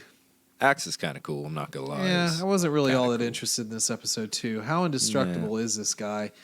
The fights at the end with Sonara and Yeager just beating the crap out of him. It was so weird. It's like you should not do fight scenes anymore. I'm glad there aren't many because, that was terrible. Yeah. Well, basically, Axe is just trying to lure in resistance fighters so he can get Make bounties from the First Order. That's all. They are able to rescue the operative. People are hurt. Axe technically should have been melted by the exhaust plasma coming off the ship, but he didn't. He just got knocked out.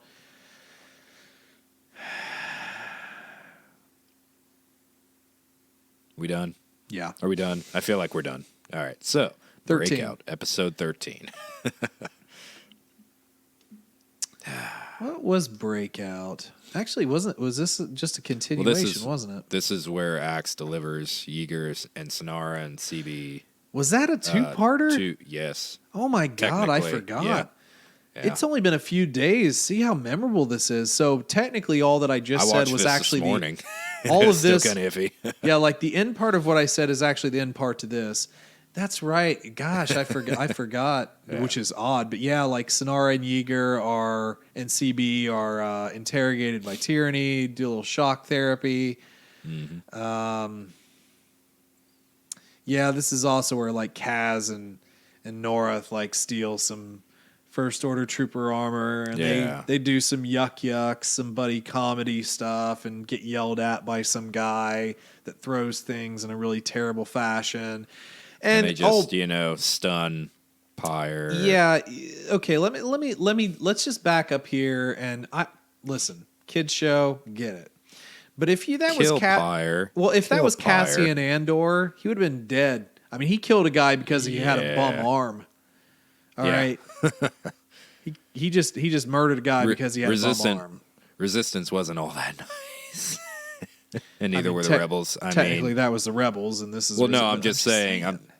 Like you're spies, you kill people. I mean, let's do a little bit more James Bond and a little less. I can't even think of a cartoon spy.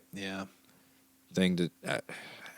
It's just dumb. The point is that you had the ability to eliminate. You kill a lot of stormtroopers in this show. You crush 4 of them. Yeah. You can kill Pyre on screen, which we don't even get that. They just, that whole thing seemed weird. You literally had the opportunity, and granted, he would have been replaced, but still, you had the opportunity to wipe out one of your biggest adversaries. Yeah. And you didn't. It seems strange to me. But, I guess Cass just isn't really ready for that. And then they escape. We done? Yeah. Mutiny. The Mutiny. Episode 14. Yeah, actually, this is where I started with... no, I watched that. I think I watched this one and the last one. So I watched like 3-4 episodes this morning. Out of the blue... Kragan's like, hey, I'm going to take over the ship with old battle droids in a B-1 unit. Yeah, and didn't it seem like this... I mean, like the Manta Ray, the whole point of that was, I'm just going to win the people's affection and then take over 10 episodes from now. Yeah, and I mean, I think that the point was, because like Sonara had even talked with Doza about this, it's like, you can't just hem them down. Like, let them go. But it's like, well, no, they're pirates. They're going to go out and do pirate things. Right. And my thing is that, I mean, pirates are going to pirate, but if they're a big deal, just leave. Let them leave. Yeah. And it would have solved the entire episode. But instead, apparently, Kragan and his folks just can't leave. I mean, they have ships. Just and leave. They have an entire galaxy to go do whatever they want. Why are they so obsessed with the Colossus? I don't understand it.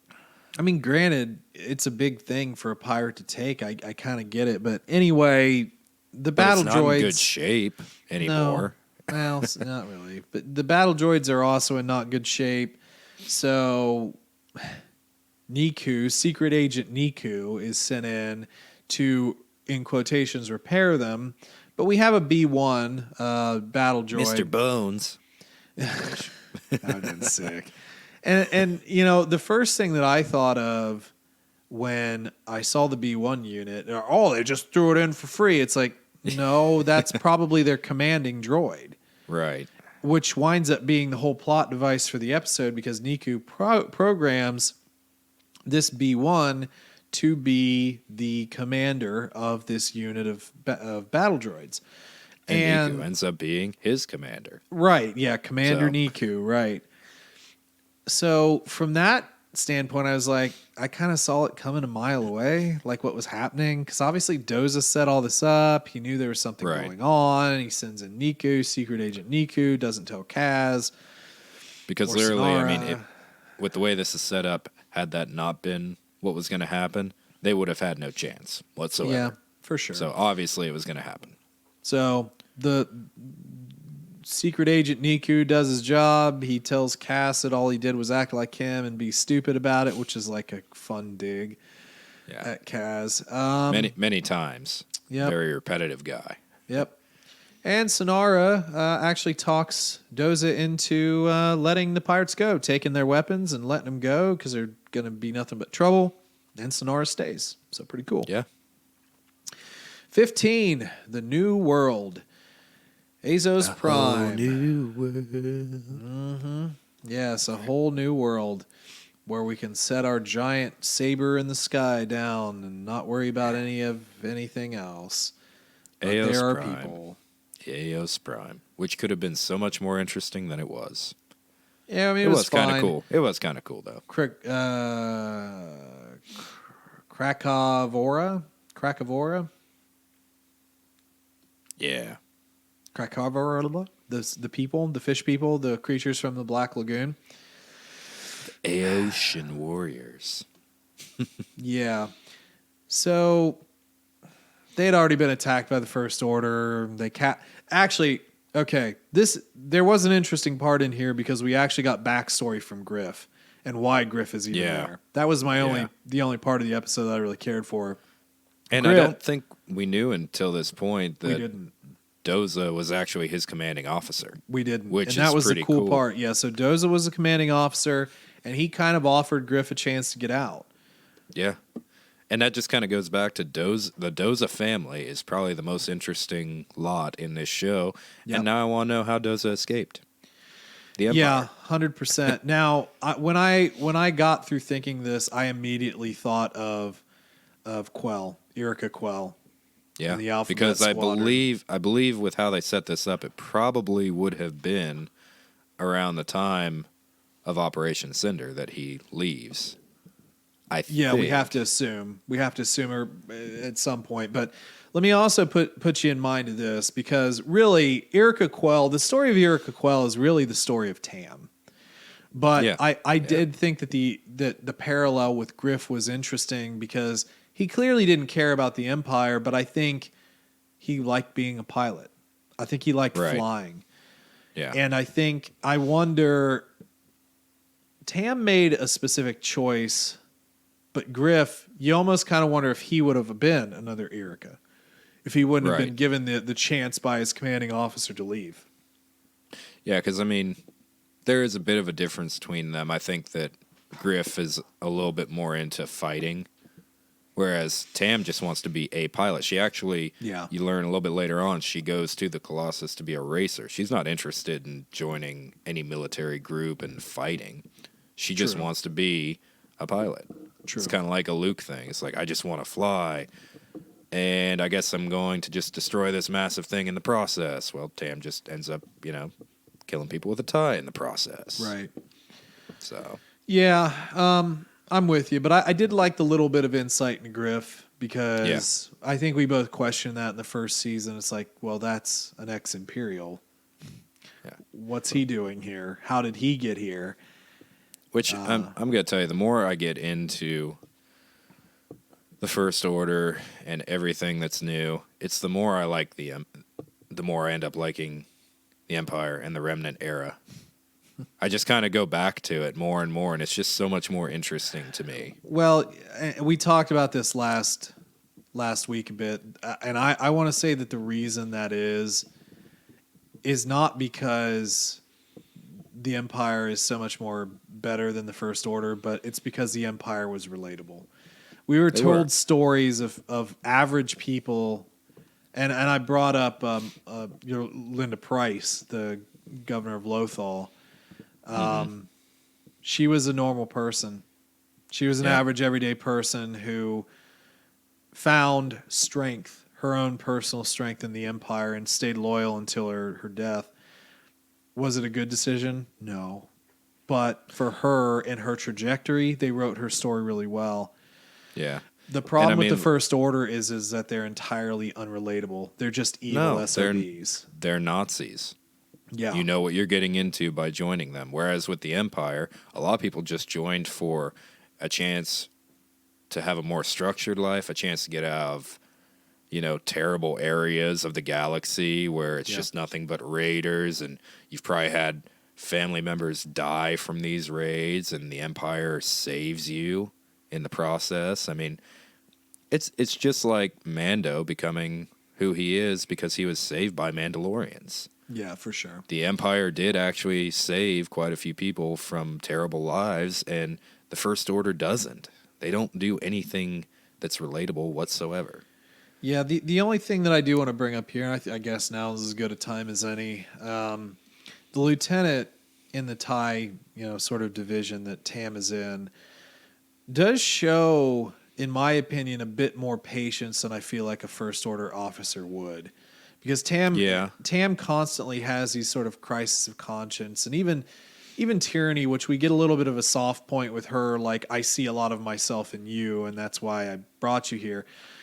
I kind of feel like that's sort of dumbed down for the age group for the show. Not so much what would have been realistic, because honestly, with I think Tam would have had to have been a lot more tactful than she was in order to have actually have survived as long as she did in the show.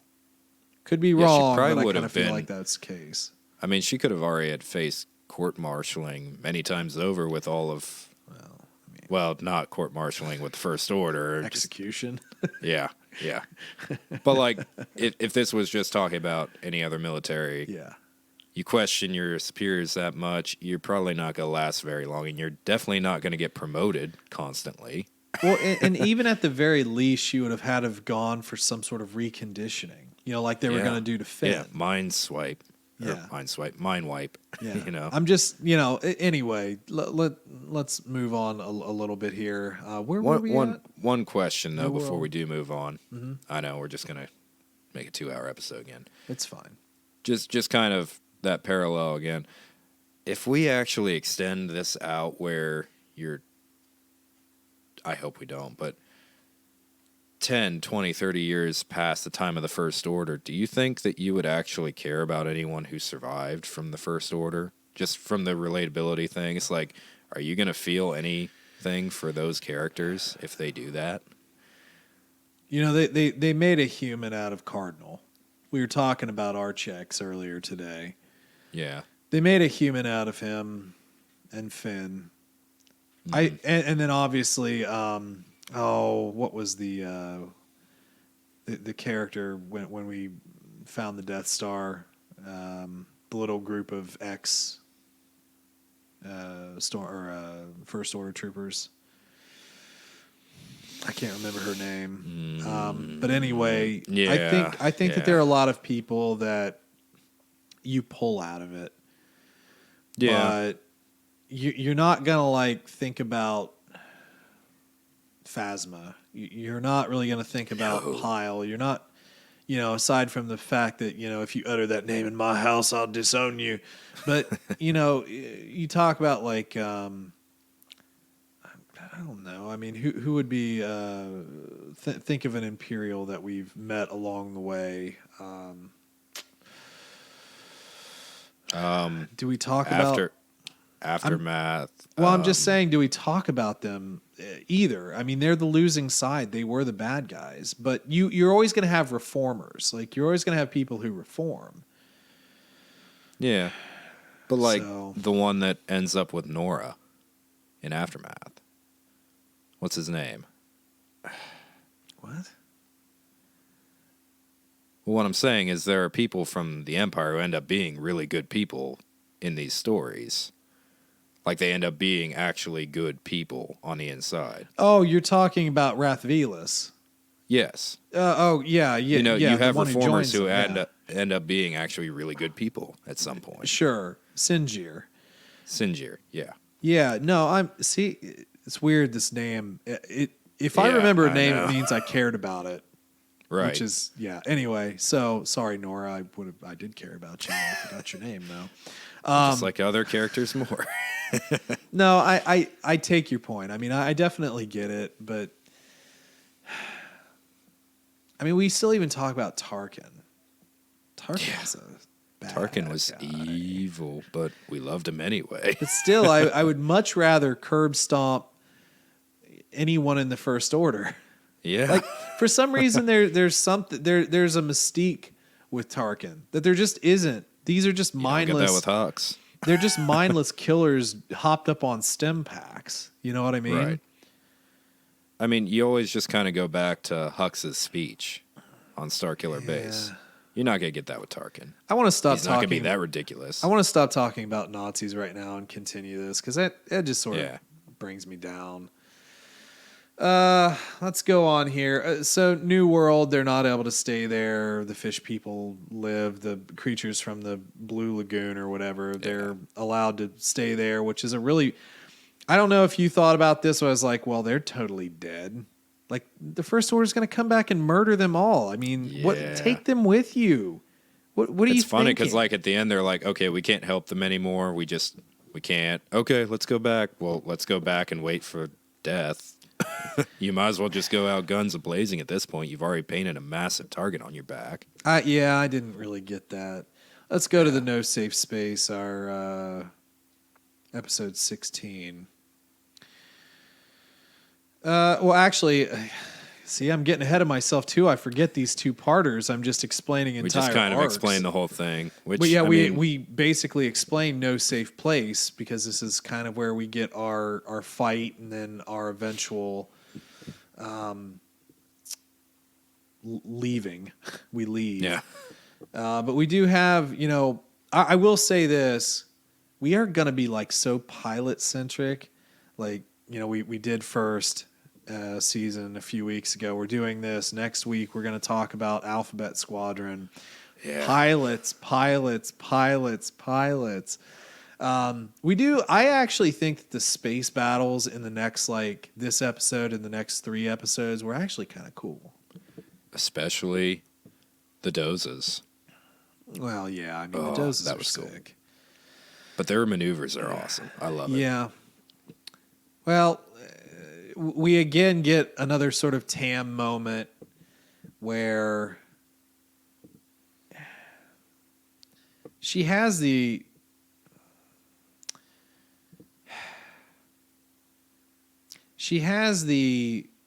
ability to take some of her friends out. She kind of she's still hesitating here. Mm-hmm. But at this point, we kind of get to this realization with Kaz and Yeager. It's like, I feel like she probably would have killed me. Yeah, she abandoned you, and we kind of have to abandon her now. Now, the only thing that I really did like about the end of this episode, though, was the forced perspective of 2 different perspectives. So you have potentially people that you care about in a way. Mm-hmm. Was that this episode where this happens that the lieutenant dies, or was it the next one? Well, at the end of No Safe Place. No, excuse me, it's not this one. I need to shut up. She just becomes a second in command. So, Yeah, okay. Then let's hop through this because that my aha moment was not in this episode. But yeah, Tam, this is the one where Tam, she stops Kaz's missile from taking out the bridge of the Dreadnought. And she's promoted to second in command. So, woo. Mm-hmm. On, because I want to talk about these last 3 episodes. They're really the saving grace of the season. Rebuilding the Resistance. Well, I mean, there was some good stuff in the first season towards the end, but Rebuilding the Resistance, episode 17. So we have Commander Doza, Captain, Commander, Lieutenant, Private. We have kind of a rescue mission. We're going back to an old world of Dantooine. Never heard of it before. Have you? How has Dantooine not been destroyed? Like, why is it still there? We don't always know. wind up talking. Oh, no, they're on Dantooine. Dantooine's far too small for an effective... God, Dantooine, you luckiest planet in the world. It is under First Order control. You just imagine the natives of Dantooine like, no, stop talking about... Leave Who us even alone. lives on Dantooine? I have no idea. Probably Is no it one. inhabited? I think that was the point, because that was It probably Leia- wasn't, because Leia chose it to be destroyed by the Death Star. So it I probably would is have to uninhabited. I hope it's uninhabited. I hope there's not like 1 billion people on the planet. Right. So Vanessa is going on a mission to rescue some recruits that are trapped on Dantooine. We have our pilots going off. We re-meet, what was his name? Narth, that we saved earlier in the season. And then a new pilot, which... Who is not a new pilot, technically, if you remember. Which is kind of cool. What was his name? Kaz's friend yeah. from the Academy.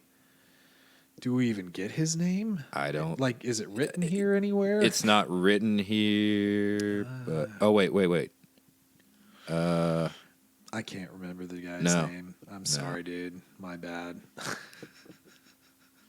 But anyway, we see him in the first episode of this series. Yeah, basically, he went through pilot school. Oh, is it Hugh? Okay. Yeah, Hugh Scion. So he's like the car. Okay. He's like a Scion. Yeah. So anyway, but yeah, this was one of the pilots in Kaz's original squadron when he was battling the red tie. I did kind of wonder for just a split. I did kind of wonder for a split second. It's like, whatever happened to them? I wonder. Here he is. There he is, man. Only him, not the other one. The other one's and probably also, dead. Squadron's name, Jade Squadron. Yeah. So kind of cool there. This is kind of the last of Commander Doze's squadron here.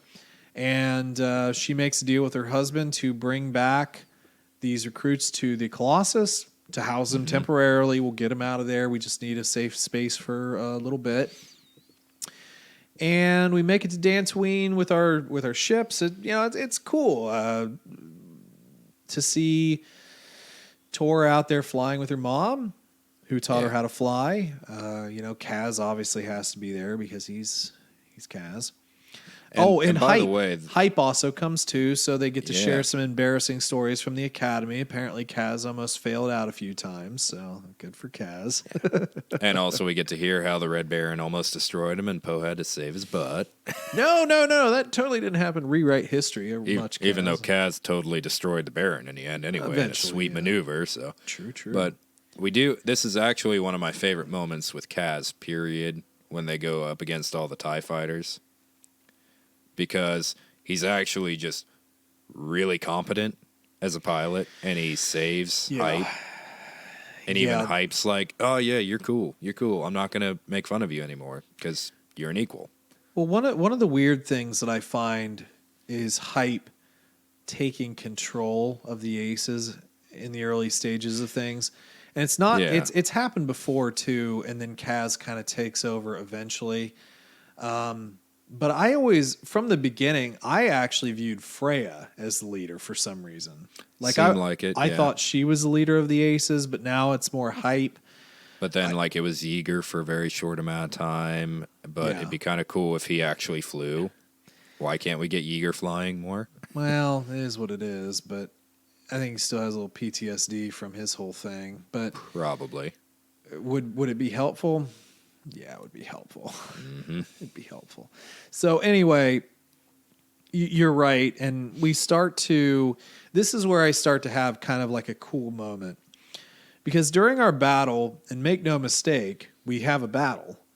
There will be a firefight. Because the First Order always knows what's going on. We do get some early destruction of a couple TIEs that were just patrolling the planet.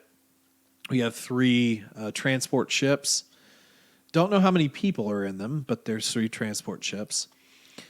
And our lieutenant's division, that obviously includes Tam and Rucklin, go out to figure out what's going on. What I found interesting is that we see things from both perspectives. We see the lieutenant being extinguished. And again, we hearken back to certain things like Pyre not being shot, only stunned. But then we see a very blatant, death, on-screen death of the lieutenant. Yeah. Who we know. I mean, we know what she looks like. We've heard her with Tam. I know she's a bad person, but we just really don't see many of those close-up deaths. And I found it to be a weird contrast for the series. But good, I mean, because I mean, there's gravity at that point to the situation. Right. It makes Everyone you else is you see the perspective from okay, so she was killed. How does that affect Tam because she's been with these people? Well, they destroy one of the transports. Oh my God, how does that look from Kaz's perspective? So I like the perspective bouncing in this particular thing, along with the space battle being pretty cool. Commander Doza doing work. I mean, she's just working up there. And then as you alluded to, wingman, Kaz being Hype's wingman, but really taking command and sort of the training kicking in, the maturity kicking in a bit. He's taking care of any TIE coming after him when Hype can't. And then he's taking care of Hype. Yeah. Which is pretty awesome. And getting to see Tora and Mrs. Doza do a sweet maneuver. I forget what she called it. The Doza dive. Yeah, the Doza dive. That was awesome. Yeah. Yeah, I thought that was pretty well done. So they do escape with two ships, and I have to say another thing. The ending of this probably was one of the most poignant messages that I wish could be made more often, and that's the fact that you can't save everyone, right? And you have to be okay with that. You can mourn, you can be upset, but at the end of the day, you have to know that you did everything you could do. And you can't blame yourself, and the what-if stuff is just not plausible for the long run. You'll wind up burning out. Right, because eventually you'll just cripple yourself and not be able to help anyone anymore, so it's not constructive, unfortunately. It's human, but it's not good. Yep. So, anyway, I like that. I like the end of the episode. I thought it was pretty cool. I like the episode in its entirety. It's probably, I would say, at least top 3, for sure. It was definitely good. So let's move on to the Escape Part 1 and 2. It's a 2-part episode, and this is really actually could be more aptly titled The Redemption. Yeah. I think Redemption actually makes more sense to me. Because I wouldn't call what happened an escape. Not really. They've been escaping all season. Yeah. This is literally the first time they don't use hyperspace. It's great. Yeah. So the First Order, and we're talking 20 ships, show up to Eos Prime and just destroy the settlement. Yeah. Tam is starting to see what the First Order really is, and she finally makes her decision. She decides to try and escape. Uses a mouse droid, which was kind of fun. This is my mouse droid. He'll do anything I want. He's my little bud. Left it behind, though. Poor mouse droid. Yeah. Okay, think about droids for a second, though. K2SO. K2SO was reprogrammed. He was an Imperial droid. The Viper droid from Alphabet Squadron, reprogrammed. You can remember K2SO, but you can't remember Nora Wexley. Sorry, I just remember certain things. Selective memory. But my point is, they were reprogrammed. How do you think that they would have functioned if they were left behind and had to acclimate? This is a mouse droid whose sole purpose is basically system upgrades and whatever. It is now conscious that it's been reprogrammed to effectively do what Tam wanted, and it has a bit of a consciousness too, because when they were trapped in that office there in Tyranny's office, it was panicking. Oh, what do I do? I don't know. Just hide. Yeah. And now it was just not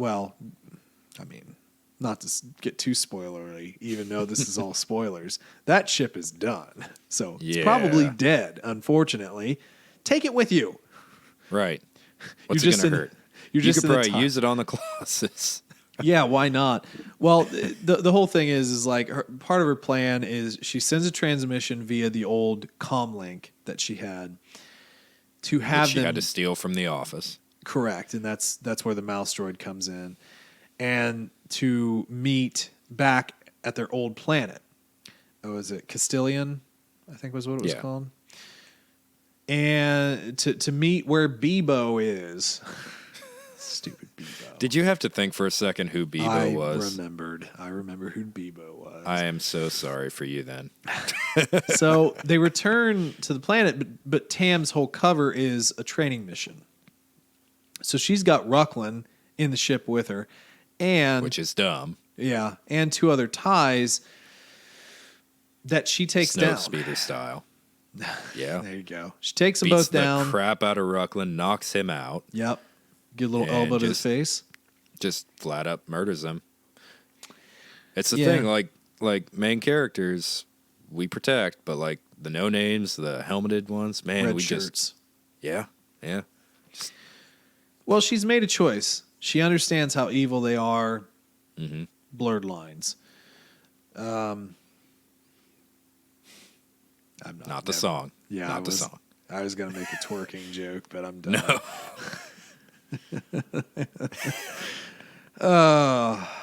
I'm glad we were both on the same page. So anyway, the escape doesn't really go to plan. First Order does catch up. They Why figure it does the out. escape not go to plan, though? Let's talk about that just for a split second. Well, because I we're mean- stupid enough to fly right towards the Superstar Destroyer instead of away, and we get stuck in the tractor beam. Well, but there's more to that they're even there. She didn't replace the comm link, so there's instant suspicion. Yeah. There was suspicion on the mission anyway because she changed up normal protocol and then jumped to somewhere where they weren't supposed to train, I Yeah. guess.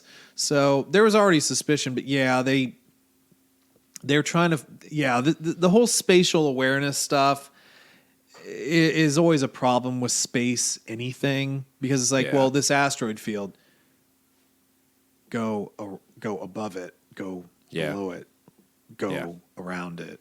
Why do you? That's always an asteroid every field time. thing. It's like figure something else out. No, we can only go in one straight line. All right, flat earthers, chill. Why? But yeah, it's the same thing. Why wouldn't you go the other well, that could catch us, blah, blah, blah. I'm sure somebody could think of a rationale. But they are caught in a tractor beam. They are brought aboard the ship. They set the shuttle to self-destruct, which disorients a few people. Should have killed everyone in there. As we But know from no. Mythbusters, blasts kill you. It's part 1. They can't do that in part 1. I actually do get a little tired of the explosion stuff. Yeah. And I'm not going to like say, oh yeah, Mythbusters. Well, they did. They tested it. And the explosion a lot of heat times is what, alone. well, the explosion is, the shock wave is usually what kills people. It's not even always the shrapnel or the heat or whatever, if it has that, or, fire or whatever it has that. But the thing is that Stormtrooper armor doesn't protect you from anything unless you're on Batuu, because it did in Black Spire. Delilah wanted that armor to matter. Yeah. But it doesn't protect these guys really from anything. Pyre should be dead. Like, how many times has he took a blast? Even Tyranny. Yeah. I'm not saying you have to be realistic in everything. I'm just saying be a little bit more realistic. Get them farther away from the blast and don't send them sprawled out flying. It's like, oh, my arms and legs are all broken. I mean, come on. Come on. Yeah. Shoot a few more stems. Tss, tss, tss, tss. I can't give him no more. He's full. So, anyway, we're still on the escape. Rucklin turns out to be a complete turd. He Already doesn't knew get it. that, though. And you know what? He's also dead. Yeah. Totally. 100%. Maybe. We didn't see that ship explode, though, did we? Did we see it explode?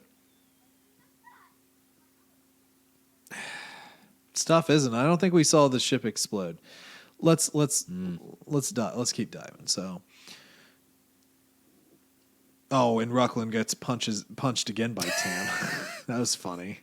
That was awesome. I love the fact that the First Order has they just don't care.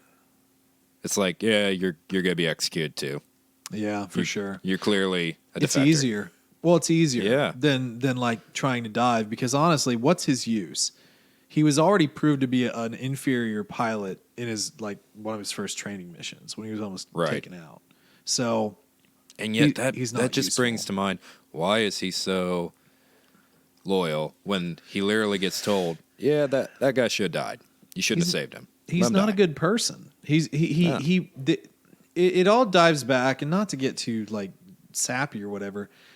There are people that just have a place in their soul that's just bare. They need something to fill it, and he has that. And we saw that in his very first appearance. He's constantly trying to get something to make him appear better, or to make him appear the best at something, and he's just not. He doesn't put the work into anything to actually make the gains worthwhile. He's just a trash character, you know, with his white hair.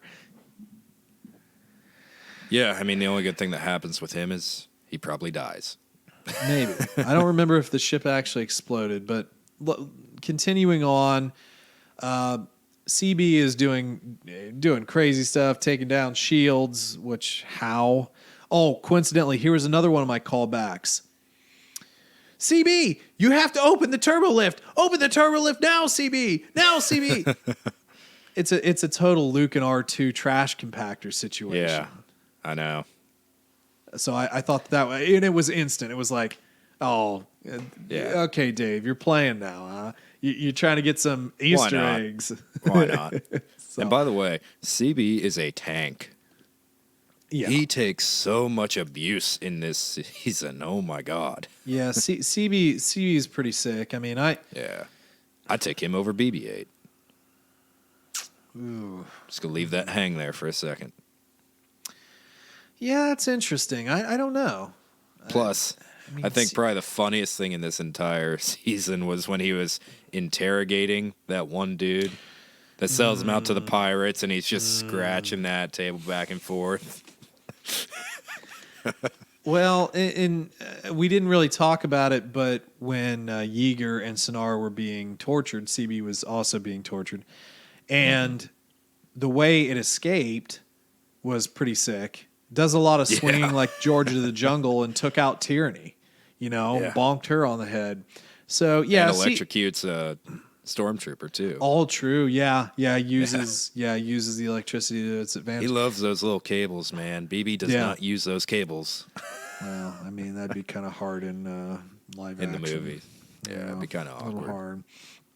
No, CB is pretty good. I like that droid. So continuing on here, shields are down. They start to do damage to the destroyer, and Kaz, not Rucklin, he's probably dead. No. Kaz, Tam, and Yeager are able to escape along with CB. And kind of the last thing we see from the ship is, oh no, it does explode. So yep, dead. Oh, but by the way, Tyranny gets force choked by. I was just wondering Kylo. about that too. It's like, what do you think happened first? This is kind of morbid, but do you think she died from being force choked, or do you think that Kylo's just watching the feed and then he sees the explosion? It's like, oh, did I do that? I guess I didn't have to kill her. Is she dead? I mean, it's a Disney, presumably. I mean, it'd be pretty hard not to be. She was on the command deck and it blew up. Did you think something was going to happen with that crack, by the way? Because they shoot one of the viewports and it cracks. And then nothing ever happens. I almost thought we were going to have a vacuum of space type deal. Which would have been kind of a epic way to kill her. Oh, hold on one quick second here. Oh, well, isn't that an interesting... Okay. So you remember Rucklin's mechanic? Yeah. She was there too, apparently. She was also a TIE pilot, Lynn Gava. Oh, really? Yeah. I didn't recognize her, but yeah, she went with them. She's dead. Yeah. Wow. Wow. I don't remember a whole lot about her, but I don't remember hating her. Huh. Interesting. Yeah, well, it was just in the synopsis here. It says, so Tyranny is force choked to her death, so I guess she is dead, at least according to this, by a displeased Ren, and Started Story explodes, killing Pyler, Rucklin, presumably Lynn Grava. And I was like, who is Lynn Grava? Or Lynn, Lynn Grava. Who is that? Oh, the mechanic. Yeah, that's right. That sucks. And everyone else on board. I don't know. That kind of hits me weird. That's a weird one. Isn't it kind of odd, even if it's the bad guys, when an entire ship explodes? I don't know about you, but like, you see like the rebels or the resistance celebrating. It's like, yeah, but there's a lot of people who weren't all 100% evil just snuffed out. And well, I mean, it's not again, really something to be celebrated. The difference between the Empire and the First Order is that the First Order assimilates, whereas the Empire was more you join the Empire, or you just live under the Empire. Yeah, but you have a choice. Sort of. Kind of. But you have do a choice how good your life is under our rule. Yeah, and I mean, you can make positive change, I think. I mean, and I'm not trying to be an Empire sympathizer, but it wasn't all bad because Palpatine couldn't be everywhere at once. So there were some Imperials that weren't. You get that humanity bleed, because ultimately it's up to whoever's at that location to decide what happens to you. Yeah. So if you get a battalion of decent people who are stormtroopers, maybe you're not going to have the worst experience ever. Yeah, but First Order is just terrible Nazis. Yeah. So anyway, just to wrap up the series, we have Tam being welcome back, Aunt Z's, everybody's having a big moment, and they all hug and kiss and eat Jell-O. I don't know what people do. What do people do at bars? It's been so long.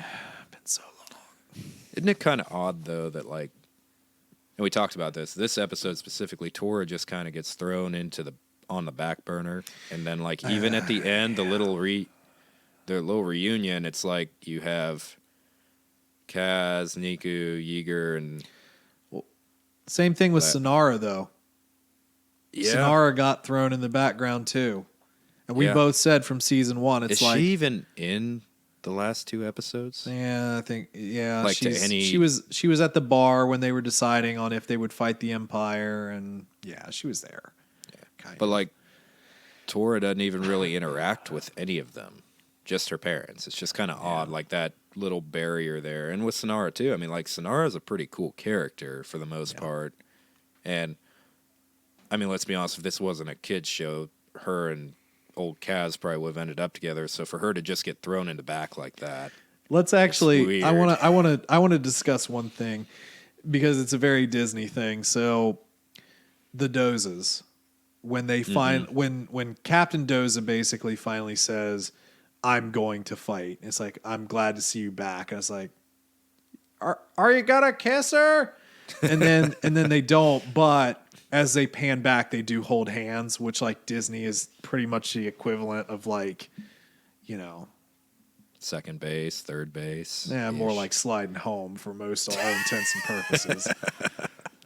But I'm just saying, it's like, I actually was like, yeah, they're back, and they're holding hands, and they should have just had a little kiss, or so it's like, are you gonna kiss her? Come on, man. But no, I thought that was sweet. But yeah, I mean, I'm okay with not forcing relationships. I'm completely okay. But there's like these little moments throughout the series that, like, both with Sonara and with Tora, it's like, was there something there or no? I think, or is it just the fact that he's that awkward as a person? I don't think puts there off was that any vibe. Yeah, I don't think that there was anything between him and Sonara. but I definitely think that you can infer a lot between him and Torah. Yeah, because they were very close. Yeah, I mean, but they're kids. I mean, they're like their Right. kids. So there's Right. like that. They're just gonna go hold hands.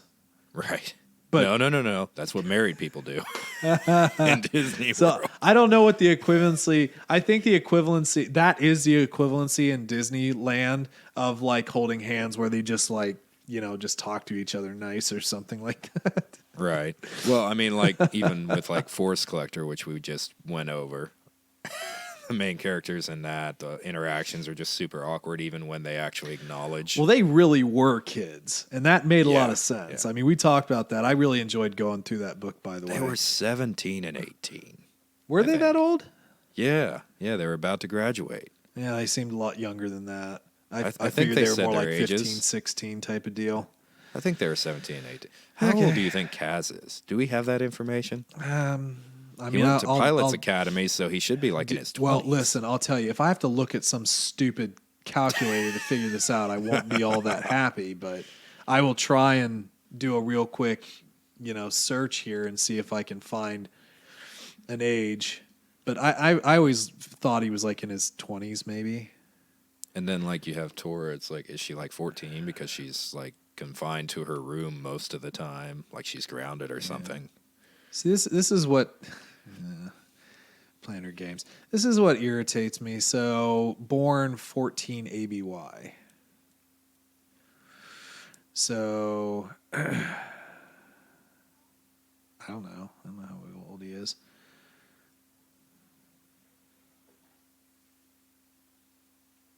Well, I guess the easiest thing to do would be to look up when does The Last Jedi take place in the timeline. Dude, We he's give you a probably- rough estimate. Just do we had another this. Google We had the search. same problem with the grandmother problem and last Force Collector. The problem last time is you had to switch eras. No, that You wasn't don't have to switch. that wasn't the, that was the case with the great grandpa, but not with the grandma. Oh, that's right. The That's grandma, right. I was like, well, that would make her like 40 something years old, and she was ancient. Right, It's like, right, no, right. something's not adding up. I don't know what to tell you, dude. All I'm saying is that if anybody has a cool calculator that I can just not think about, because here's the thing. Born 14 ABY. No, this actually makes sense for him. So it looks like this would have been around 34 ABY, which would make him, by all normal mathematic reason, 20. If we're basing it on a normal cycle. But like I said, that would have only made the grandma like 50, and that just doesn't fly. But Right. But anyway, 20, that makes sense for me. I could Yeah. see them being Yeah. like 20-year-olds. Maybe Torres, maybe a year or two younger, Probably. or maybe older. I don't know. I don't know how to judge things. Is it weird to you that she's always wearing her flight suit? Because it was always well, weird to me. They all can't always we- do that. I mean, he wears. But the it was same more clothes. it was more with her because like that isn't comfortable. Dude, you love anime so much. I mean, how long This did is Star Goku wear Wars. that This one is Star Wars. wear that one suit just all the time, just that one orange piece, you know that thing was stinking. That No, thing smelled you like just have like garbage. 10 of the exact same. My dude, that thing was horrible. You realize that's not even an anime thing. That's just literally everything. Like I bet that thing SpongeBob, Fairly Odd Parents, all the stuff we grew up with. I bet that same thing just stuck to his body. He probably couldn't even take it off. It's probably like immobile. Didn't even It's a move. bod. It has become a bot. It is an ooglyph mascure now. It is Now I'm fused trying- to my body. All right, how old's Tora?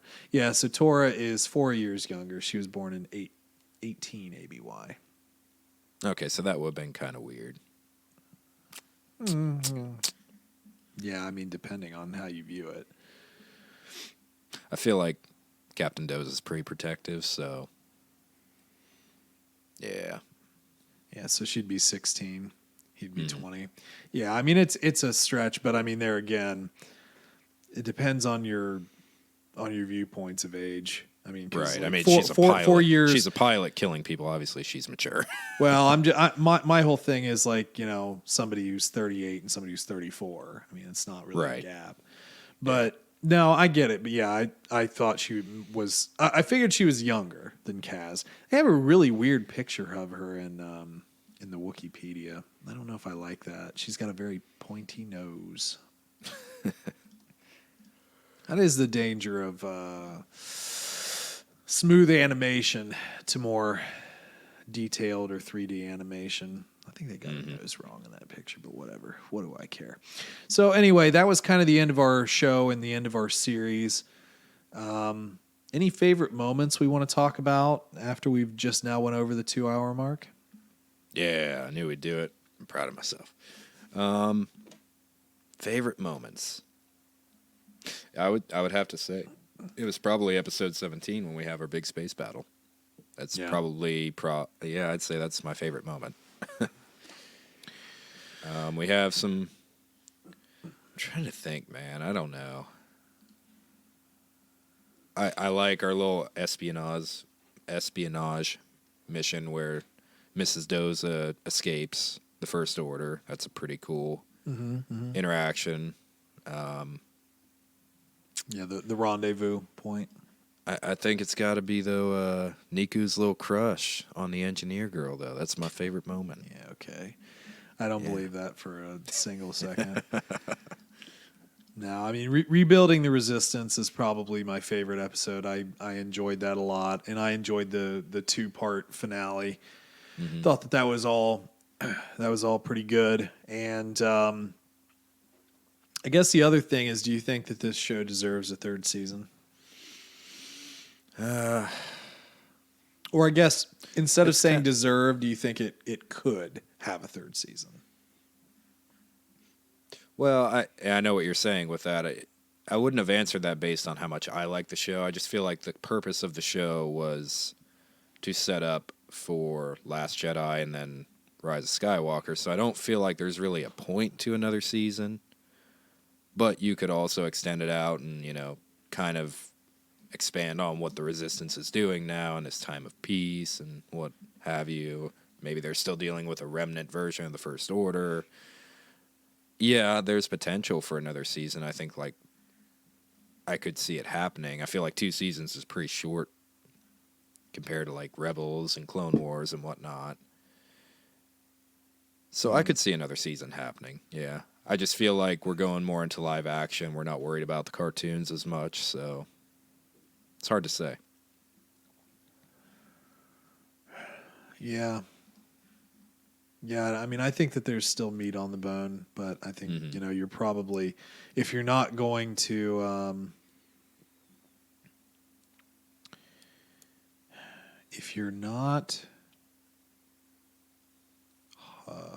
hold on a second, I just had a brain aneurysm here, because there is a page that says Star Wars Resistance Season 3.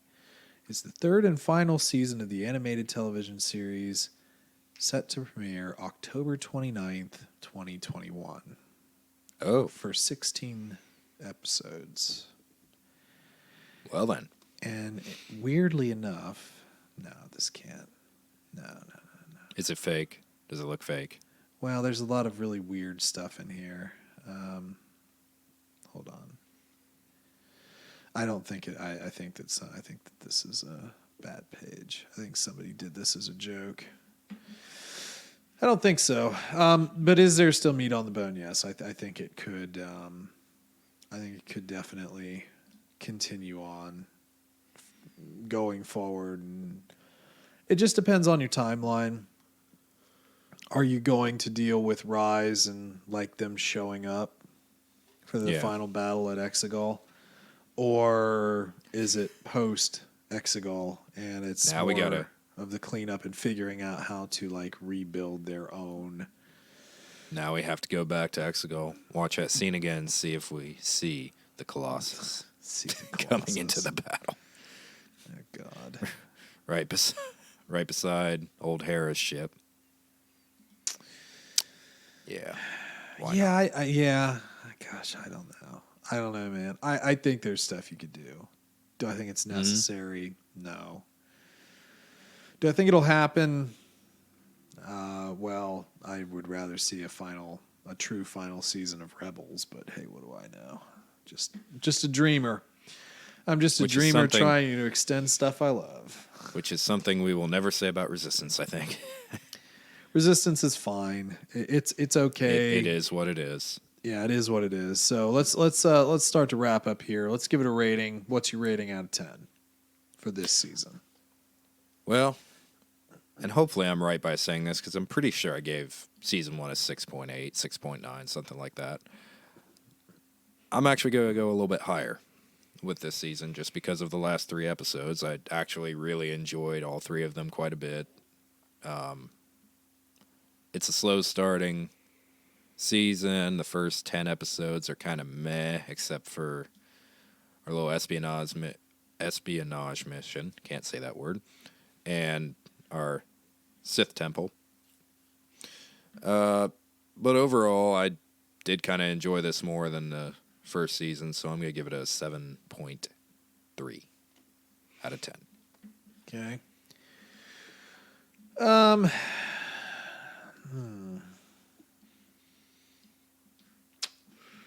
don't know, man. I mean, it's fine. Like it's a fine show. If it's the wrap up, that's fine. I don't think that there's much more that needs to go on, in all honesty. There are certainly a couple characters that I think are cool. But there were also a lot of things that I thought were just, I don't care about that Pirate Mutiny episode. Yeah. And again, I'm only speaking from my viewpoint. Like, I just feel like you could have done a Sonara episode. Yeah. Or like something else. But, anything else. Yeah, and the ratings on season 2 are pretty low.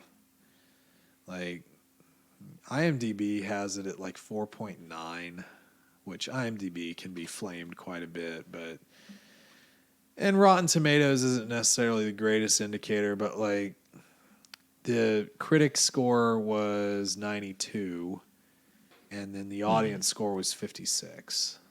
So, which is rough. Yeah, it's not good. It's definitely not good at all. I actually hate Rotten Tomatoes as a site. Like, I don't even like its interface anymore. You know what would be sick is if you just gave me like a breakdown. IMDb actually does have a pretty good breakdown, like how many 1 stars, 2 stars, all that good stuff. Yeah. But anyway, I mean, I'm going to keep going back. I mean, the art style is not very pleasing. The characters are okay. Again, there were a couple, but they weren't the main characters that I cared about. I didn't really care about Kaz. I think he's just sort of generic. Yeah, but he has a different haircut. Okay, cool. I just didn't really see his until the end, the very end. And it was the end of each season, like when he realizes that his home planet was destroyed. And then when he's doing this, when he's facing off and he realizes that he can't run from war because he has to help. Then he resets at the beginning of the next season and is a blundering idiot again. Yeah, and that's true. So, again, for me, it's fine. It's okay. I'm probably gonna go 6.8. I don't remember what I gave the first one. But I think you were higher than me the first time. Maybe, yeah. But I mean, again, there are some episodes that do save it. There are a couple that are pretty good. So are you saying that you like this season less than the first season? Or more? Probably less. Okay.